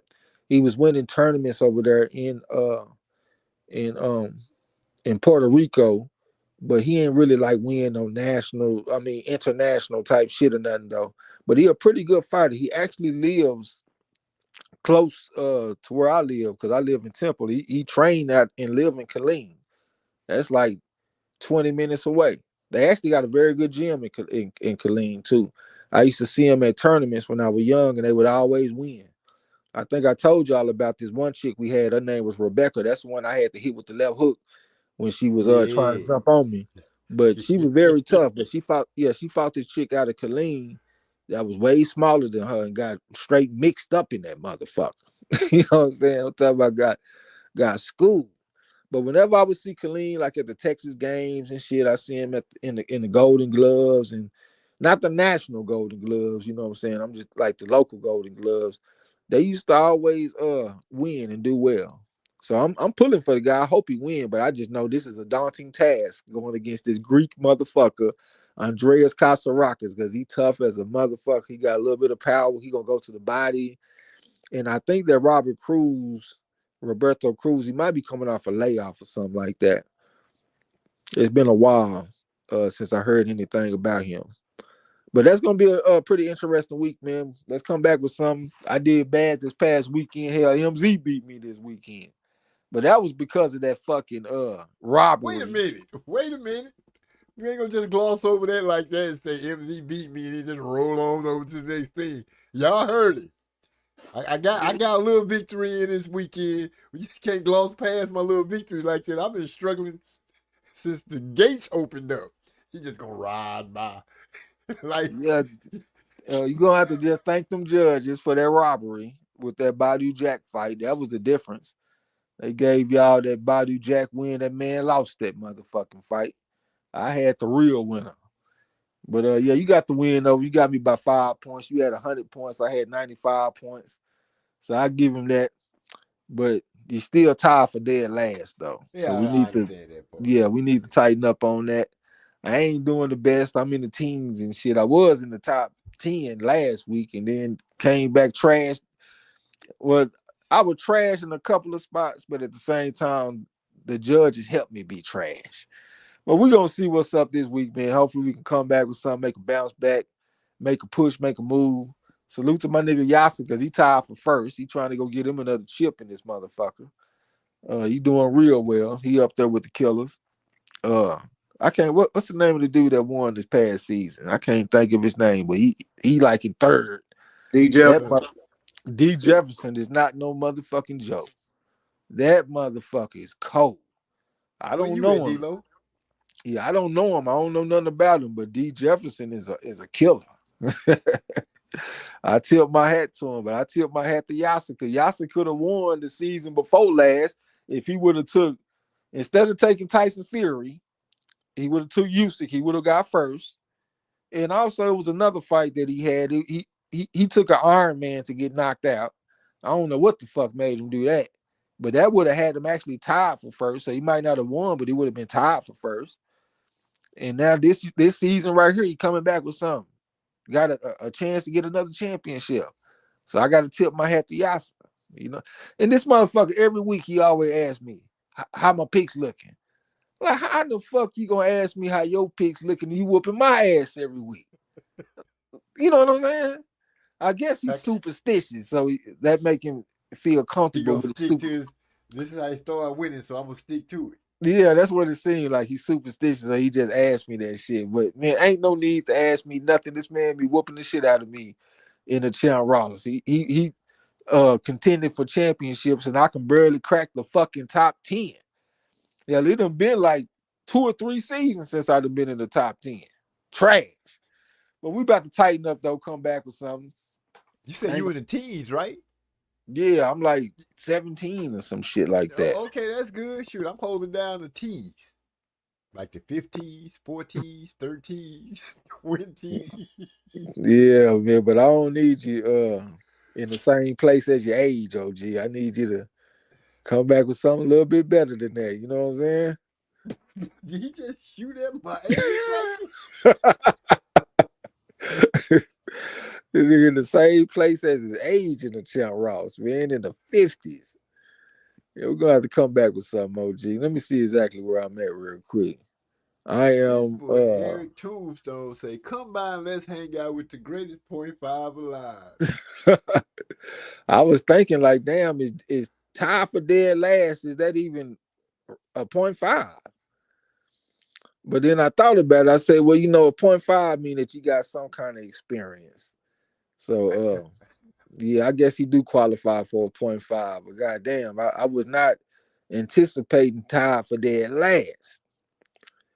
And you know what? You would have been even worse. You got lucky because the other day, the H2O Seal fight, I noticed that you took Polanco in that fight. A motherfucking showcase fight. And you go against the 3.5. I know he got stopped by the Canadian, but the Canadian is a 3.5. So they had H2O Seal going against this Polanco guy. And you took Polanco, but the fight got canceled. So you got lucky. But that was another loss on the way. You know what I'm saying? But yeah, you got to tighten up on that. Let's talk about the fights that I got right that got wrong. Let's talk about those. Like the that ain't gonna help you though. That ain't how you get better, nigga. Talking about the win. I picked the right people and get the wrong. You see, come on. I got a slew of people that get knockouts, and all of them go the distance. Come on. Be like that sometimes. You know, you was on your nickel bad Nicholas shit. You know, you getting 5 points. It be like that sometimes. But don't be taking fighters that's meant to be showcase opponents. Like if Danny Garcia fight Rod Soka, nigga, you gonna pick Rod Soka. Like, bro, don't do that shit, man. And then like let me look real quick and make sure because Polanco had like, man, that motherfucker had like 10 losses or something like that. And you over here picking Polanco over H2O Seal. I said, what the hell is OG doing? I promise. I said, Ashton Seal versus Nicholas Polanco. Polanco was 22-8-1, and that's who you picked. I said, what the hell is OG doing? But I ain't say nothing though, because you know you're a grown man. You make your own picks, and you do your thing. I'm wishing you the best. You know what I'm saying? But I said, what the hell? Polanco, what the fuck? Said, that was the yard card. And then I seen that the fight got it was a void on the Champ Ross. So I said, OG got lucky because his ass was in trouble on the last fight. But yeah, hey, I do commend you for being in there and hanging in there and hanging tough and shit. You got to deal with the shit talking, and we're gonna be posting videos and we're gonna be posting memes and all this old shit. So you showing some toughness. Well, I need you to pick it up a little bit. You know what I'm saying? At least get to the 30s, brother. Give me the top 30s and I'm gonna leave you alone. Oh shit. They went to the store without me. My baby girl ain't worth 20 cents. Dad, you want to go to the store with us? I said, yeah, y'all give me a few minutes to close down the show. I hear the door close and the car start up. Yeah. Bro, I don't know. I got a lot of stuff coming up 15th, 16th, and 17th of this month. I'm going to be spending a lot of time with the baby girl, getting ready for graduation and going through all her awards and all this kind of stuff. And I misspoke. Dad, you can't be the valedictorian at college. I meant to say top of the class. You part of the cum laude. He stopped playing. Yeah. You know what I'm saying? She wanted to play it off like it don't mean that. I'm like, it means a lot. Education means the world. Quit playing. Yeah. But I'm about to go ahead and jump off because that's what I was about to do. Appreciate you letting me get on the panel and shit, man. Salute to everybody off in the chat. Salute to my nigga D-Lo. And I ain't gonna talk y'all to death. Peace. Yeah. Shoot. Anyway, I'm glad Trey came through. We got things squared away. Y'all heard him say, I beat him. Don't matter if I'm tied for last or whatever. In the small battle or the small war, I got a victory. And 5 points is 5 points. with the 0.5. That's right. 0.5 got 5 more points than the Wizards. Walk them down, Walker. So Texas you, Rangers. so you had another bad week. That's why you thought I was gonna come on mess with you. Oh, I'm just prepared. I said, come on, shoot your shot. Yeah, I You know, say, ain't no. even really know, man. Hey, I see. I don't know if you mentioned it. I know it ain't boxing related, but see your boy Pop get ready to step down, get ready to retire. Done, Popovich, done retire. Yeah. they gonna let old girl get in there? Oh, I don't know who gonna be the head coach. I just seen. I'm thinking they should let it's his assistant is a lady. She's been there for a long time, and I think she can pull it off. She got some skills as far as coaching. She's been up under that umbrella for a long time, That and the might be players what do respect her. that might be what they gonna do, man. I know. They said Pop going up in the front office. Oh wow, man, that's a hell of a tender to be getting ready to be over with that coming down the pipe like that. Yeah, yeah. Probably. You know he's gonna be a Hall of Famer. He probably ATG. How could he not be a Hall of Famer? Yeah, he might. Hey, he might be ATG. One of the all time greatest coaches ever. You know, might be a Well, top. Might be, you could. My father-in-law don't like him. I don't especially. know why. I will say for doing it in one place for a long time. You know what I'm saying? Because Right. a lot of these coaches they have success. They go to the highest bidder, or when they get to a certain height, if they can't reach it again in a short period of time, they be ready to, you know what I'm saying? They be ready to pack Ready them. to Yeah. bounce. Cause they get to where they feel like they supposed to get a championship every year, every other year.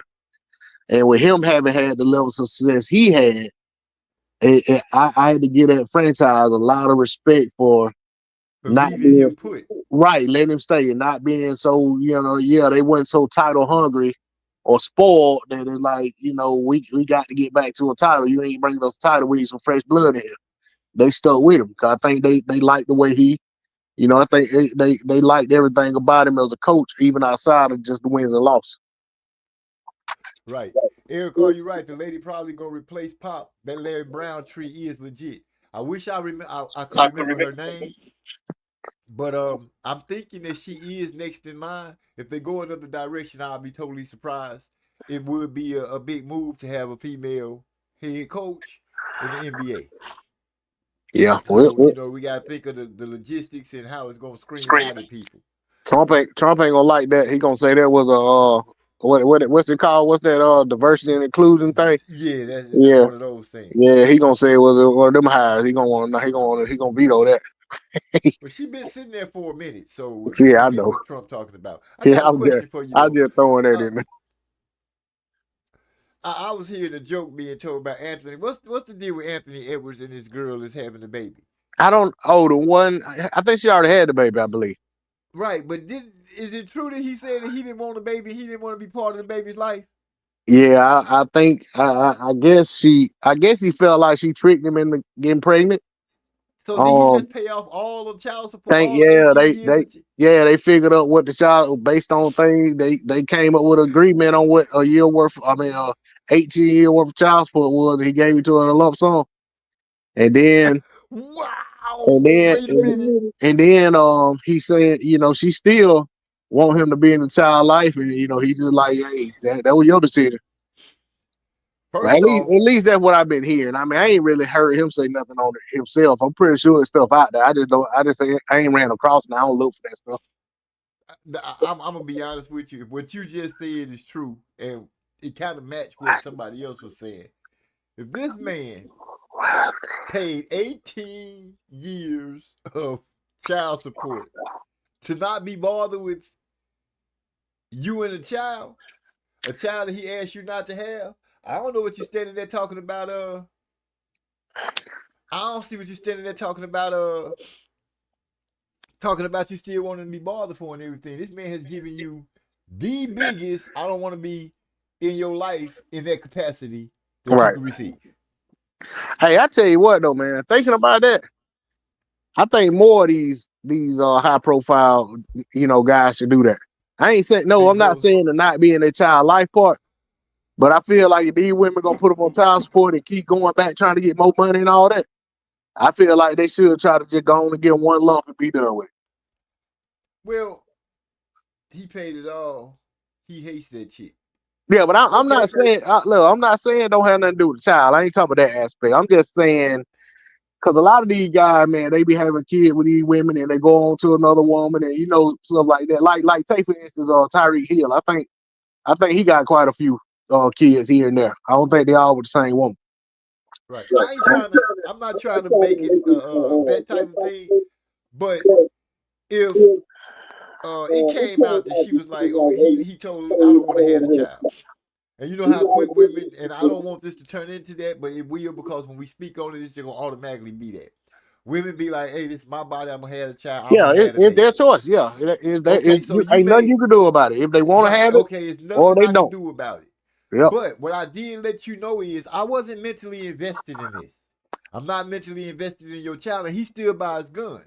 Now, you put me in a situation, trick bag, whatever you want to call it. Legally, I got to be financially have financial respect for you. Okay, here's what we'll do. And I'm gonna give you all the money that y'all say I gotta pay. I didn't one time say I want to spend a Christmas. I don't want to come to a graduation. I don't want to go to a doctor's appointment. Hell, I don't even want to see you no more. I'm gonna say what an old school dude said. I paid a small price for a big problem to go away. Because we all know a lot of times when it comes down to it, if the girl don't get what she wants out of it, then it comes into another problem. We be hearing down the road years later. Oh, he not doing this and he not doing that, or she asking for some more money. Yeah, they got to get a new contract. These women going back to child support, trying to get more money. When they already getting more money a month than what they probably would have made in a year working a regular job. Right. So he pretty much nipped all that in the bud. Now the kid probably gonna be upset about it when they grow up and find out that their daddy didn't want to be bothered with them, and he'll have to deal with that on his own. But the only argument he'll have is to tell his kid is, on the cool, me and your mom got hooked up. If he's saying that she trapped him, then that's something that she got to deal with. But I wasn't planning on having no kids, especially with your mom. Yeah, that sounds real messed up. I think she already got a kid by. I think the same girl got a kid by Lil Baby. Oh, so she running around popping out babies from rich people. Yeah, I think she got a kid. Is he tied to a child support deal too? Yeah, I don't know about all that. I just know I seen a thing where she did like she was talking about, trying to make her case for why she ain't no gold digger and this, that, and the other. Then I seen like the next day I seen that she had bought like some trucks, some 18 wheelers and shit, supposedly started a transport business or something. But yeah, she invested that baby money in.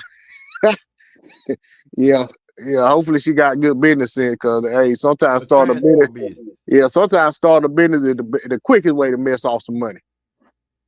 You don't know what you're doing. That sound like some dude you're talking about. He wants the trucks. Yeah, some other guy. Yeah. Hey, baby, go give me 2 trucks. I'll drive one and drive one and homeboy such and such to drive the other. Wow. I just had to hear. That's that. Hey, LZ. That's that old. Let me get a couple thousand out your tax money. I got you back in about 2 weeks. Right. Let me go flip it. I got you about 2. Big bro said he paid it. He paid it all. He hates that chick. That was a smart move to me. I agree with Napoleon Armstrong saying smart move. She won't get a penny from future contractors. Right, yeah. That's what I said. Just put it to bed. That's why I said I think a lot of these guys, they're not married to the woman, and they put them on child support. Man, go on and pay that child support all at one time.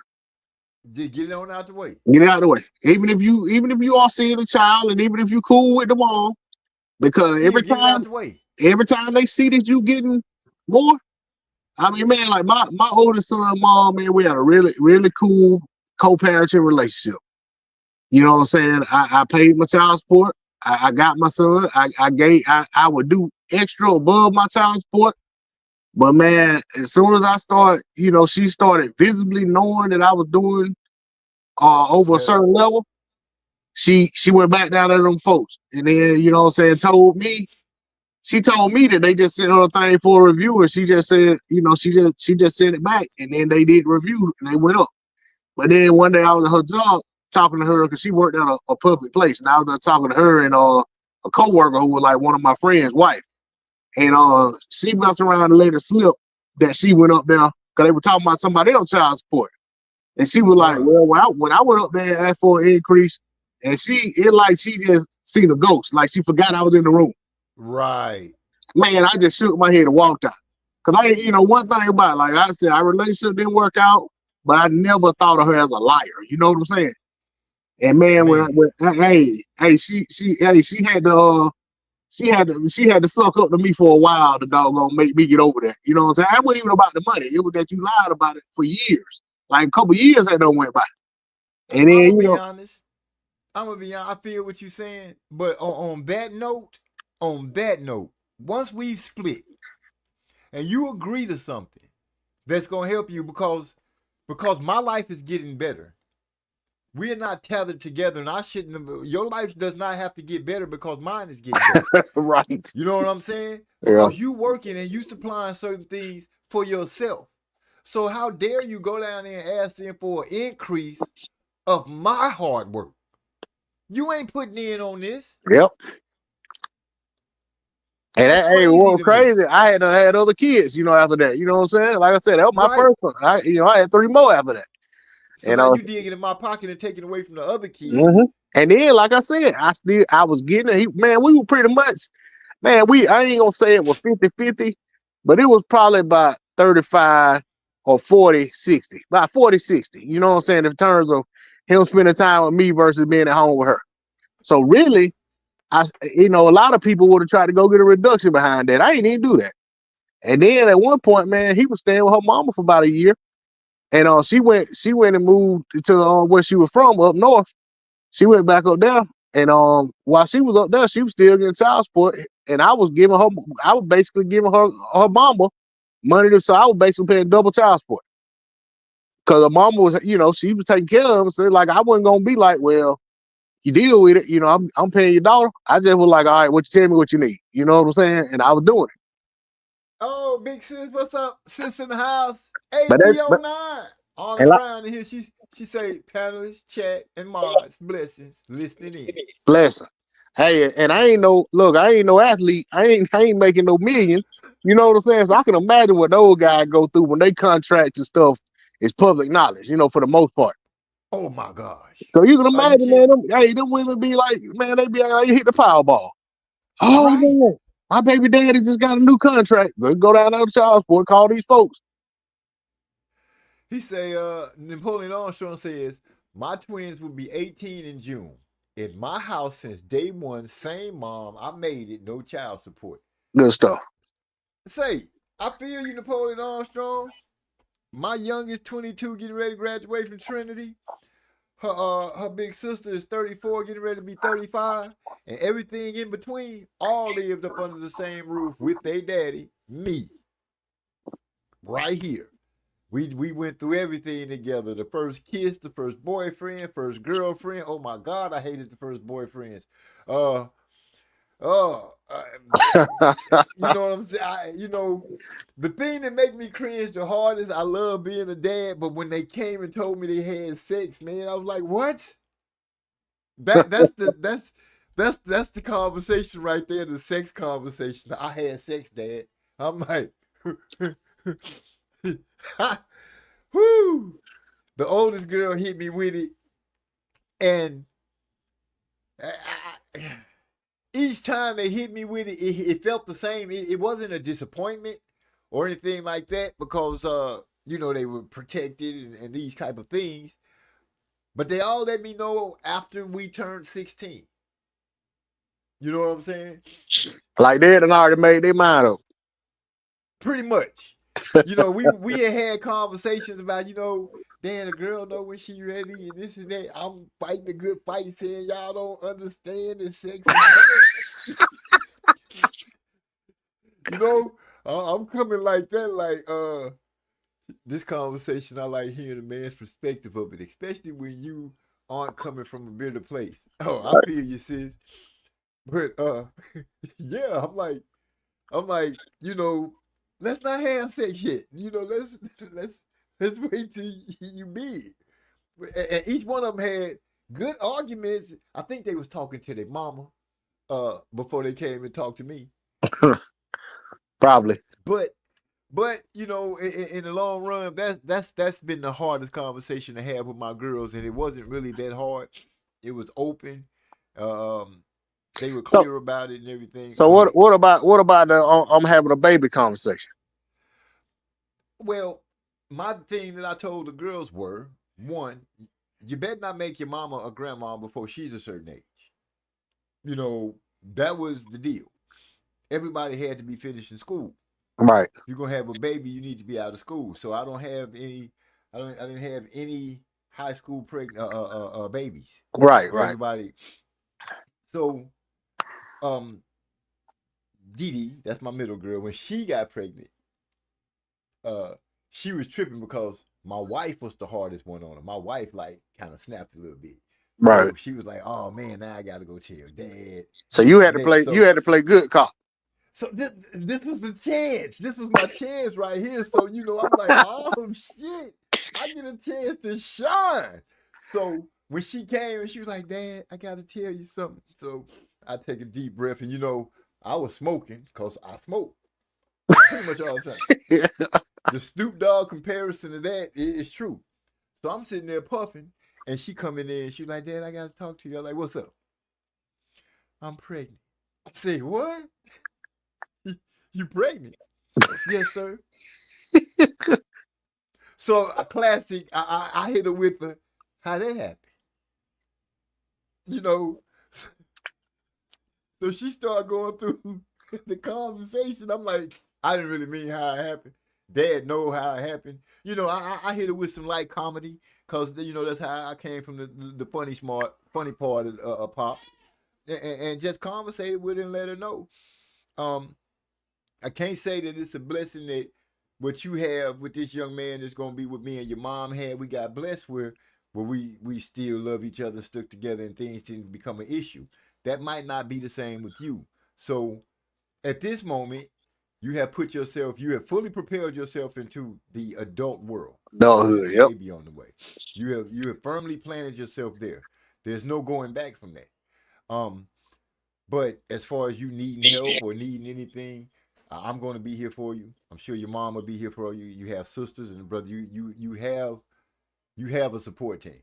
That's how I hit her, and she went out of there like, oh wow, that conversation was real easy because I be eavesdropping sometimes. I hear them talking amongst themselves on the phone and stuff, and I got the props for being pretty cool and handling it like a real G when it came down to having a conversation with her about her baby. Tommy Brown say, "Thank God I have a boy. I don't have to have that shock of a daughter coming to tell me she's pregnant." What about the shock of the son coming to say, "Mama, need to talk to you real quick. You remember that girl Kim that you said you really didn't like because she was kind of fast here? Well, she's pregnant." Yeah, that ain't an easy conversation to have either though. Telling your parents you got a baby on the way.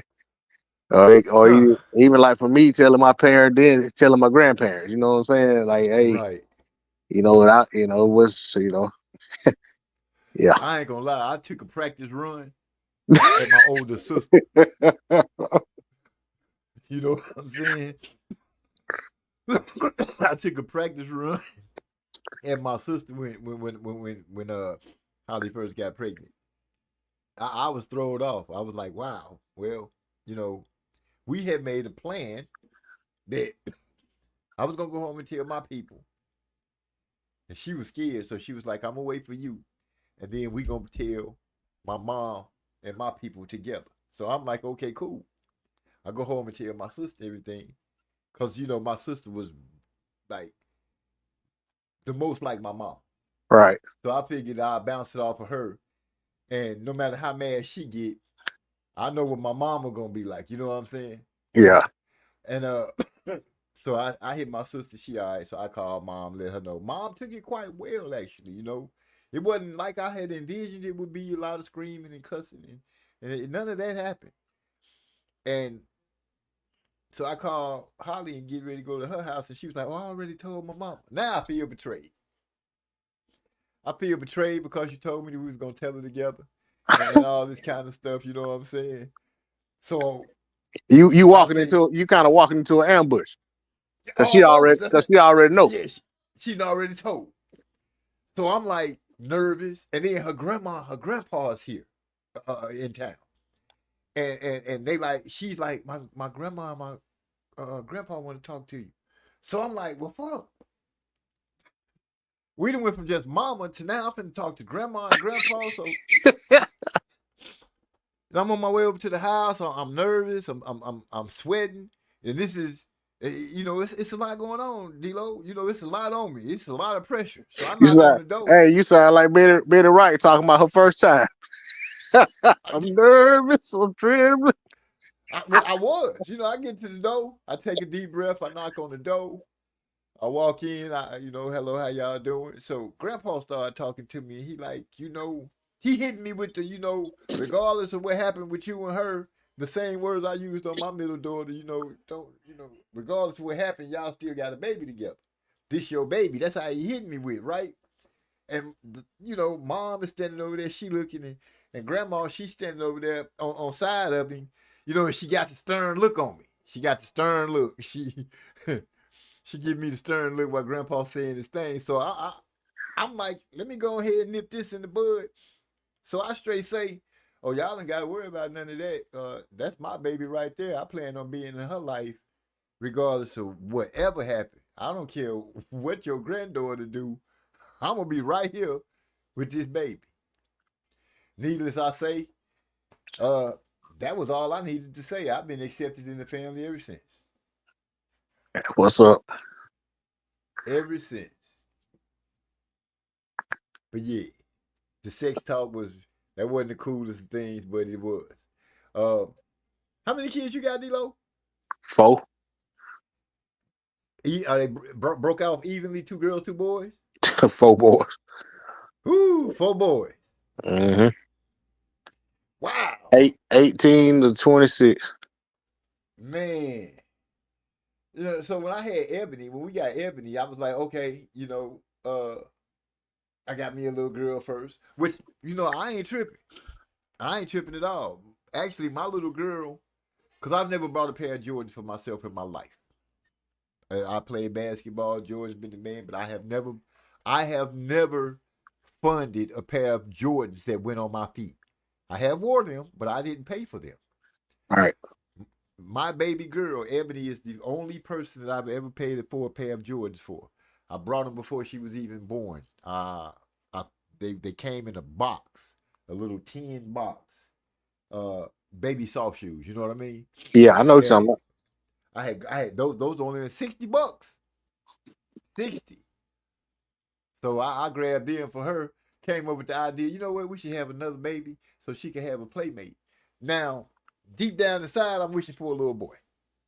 We go to the doctor. They got ultrasounds and stuff. Not none of the fancy stuff that they got like today. They just on the cusp of starting to have that kind of stuff, right? So we still reading the picture that you can't see, and they look like a little alien on there. Yep.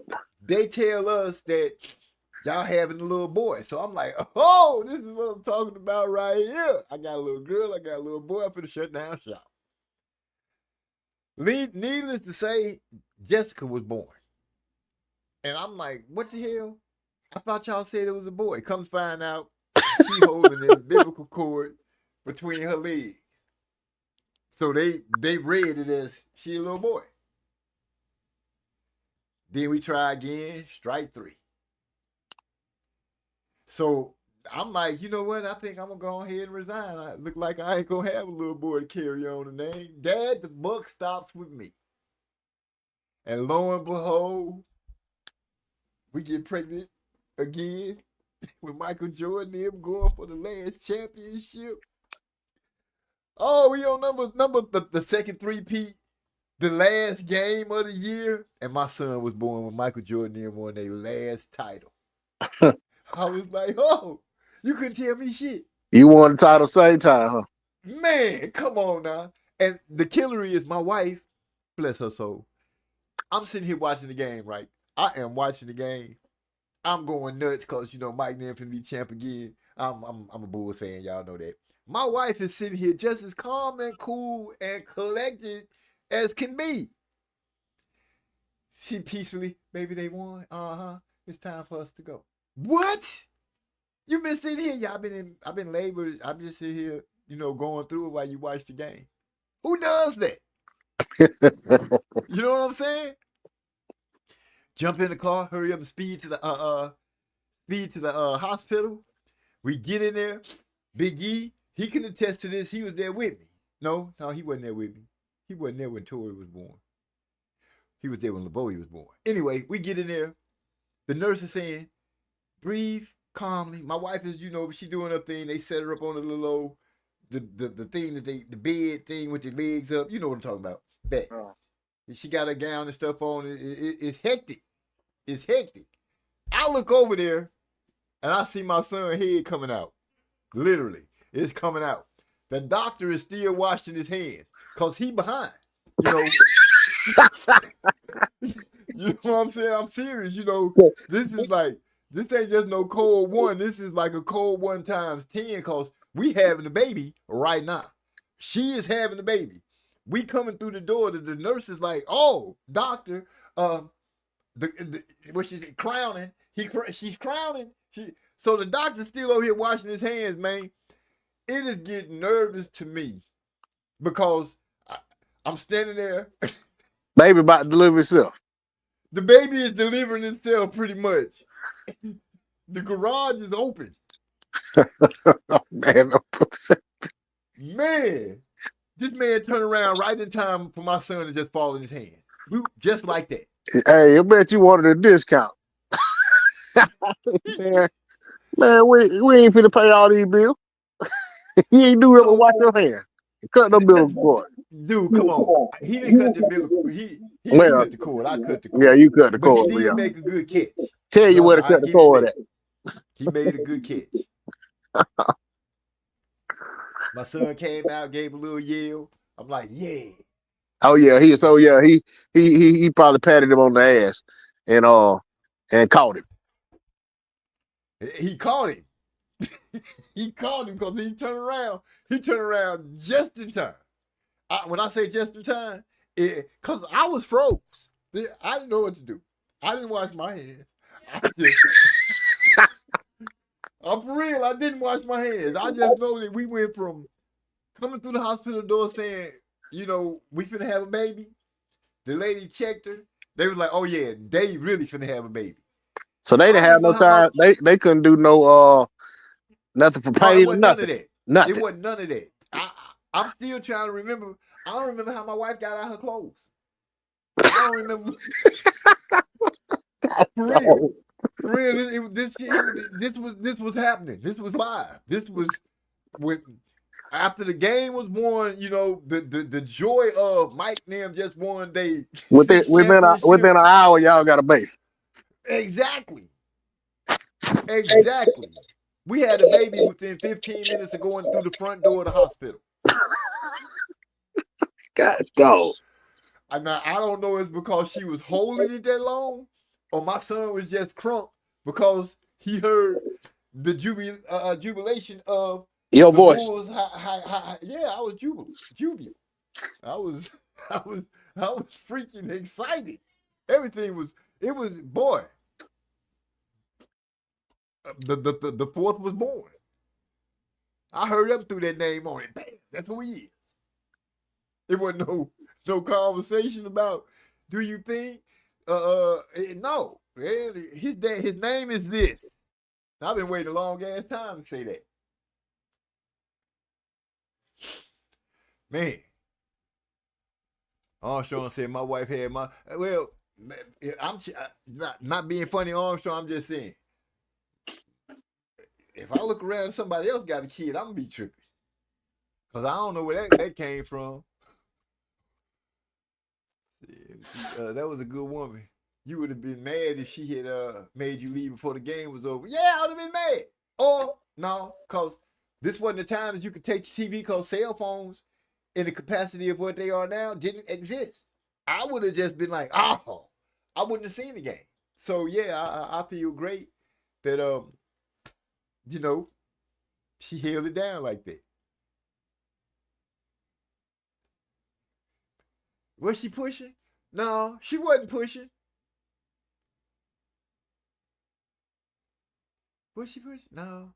Because the nurse told her, don't push, Almond Brown. The nurse was like, don't push.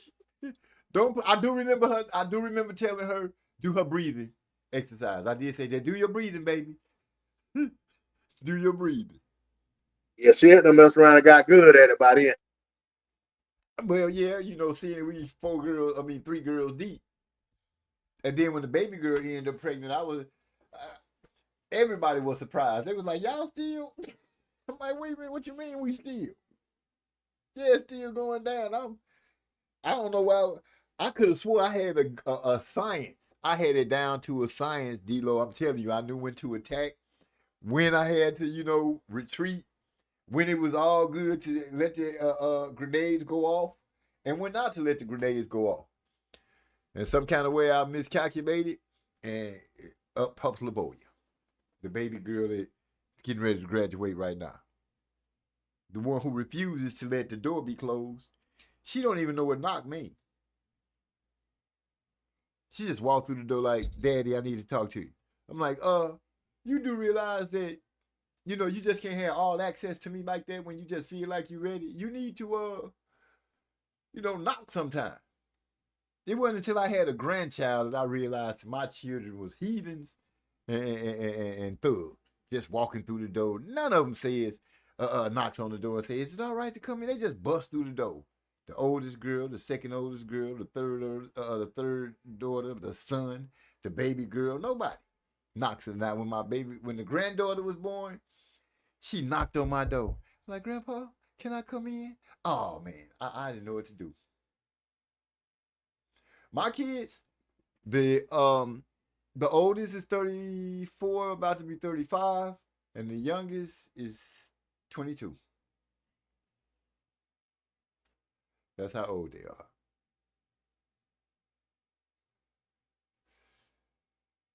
Well, D-Lo,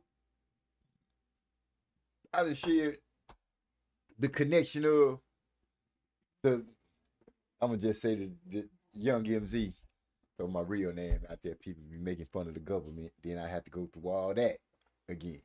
Oh, it's been hard being me, but I loved every minute of it. You got anything you want to say to the people before we bounce up out of here? Well, I done got home. No, man, it's the usual. As always, been a pleasure. You know, get on here chopping it up with you, man. Glad to fellowship with the Chad and yourself and Trey X, and you know, chop it up and talk about the sport that we all love and the life that we all living. You know, look forward to your show next week. If I don't catch you in the you know, on the Discord or something before then, man, I'll chop it up with you then if I'm free. If not, I'll be in the chat. Without a doubt. Oh yeah, we didn't say nothing about Crawford and Canelo. Hey, we got on the next spin. We got time. Yeah, plenty of time. At least we got time before the fight, bro. She said, y'all have a great evening, morning. Dang, I miss Trey.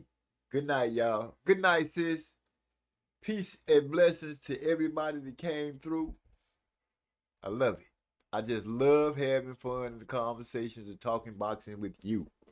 And with that being said, I ain't dropping no music. I ain't finna do none of that extra tonight. We just basically came on here. We had a dry run like Ryan Garcia and then had some dry fights. Don't blame Turkey for the fights not being good. Just say shit. Like Trey said, we done had so many good fights lately. You bound to get a bad card every now and then. With that being said, good night.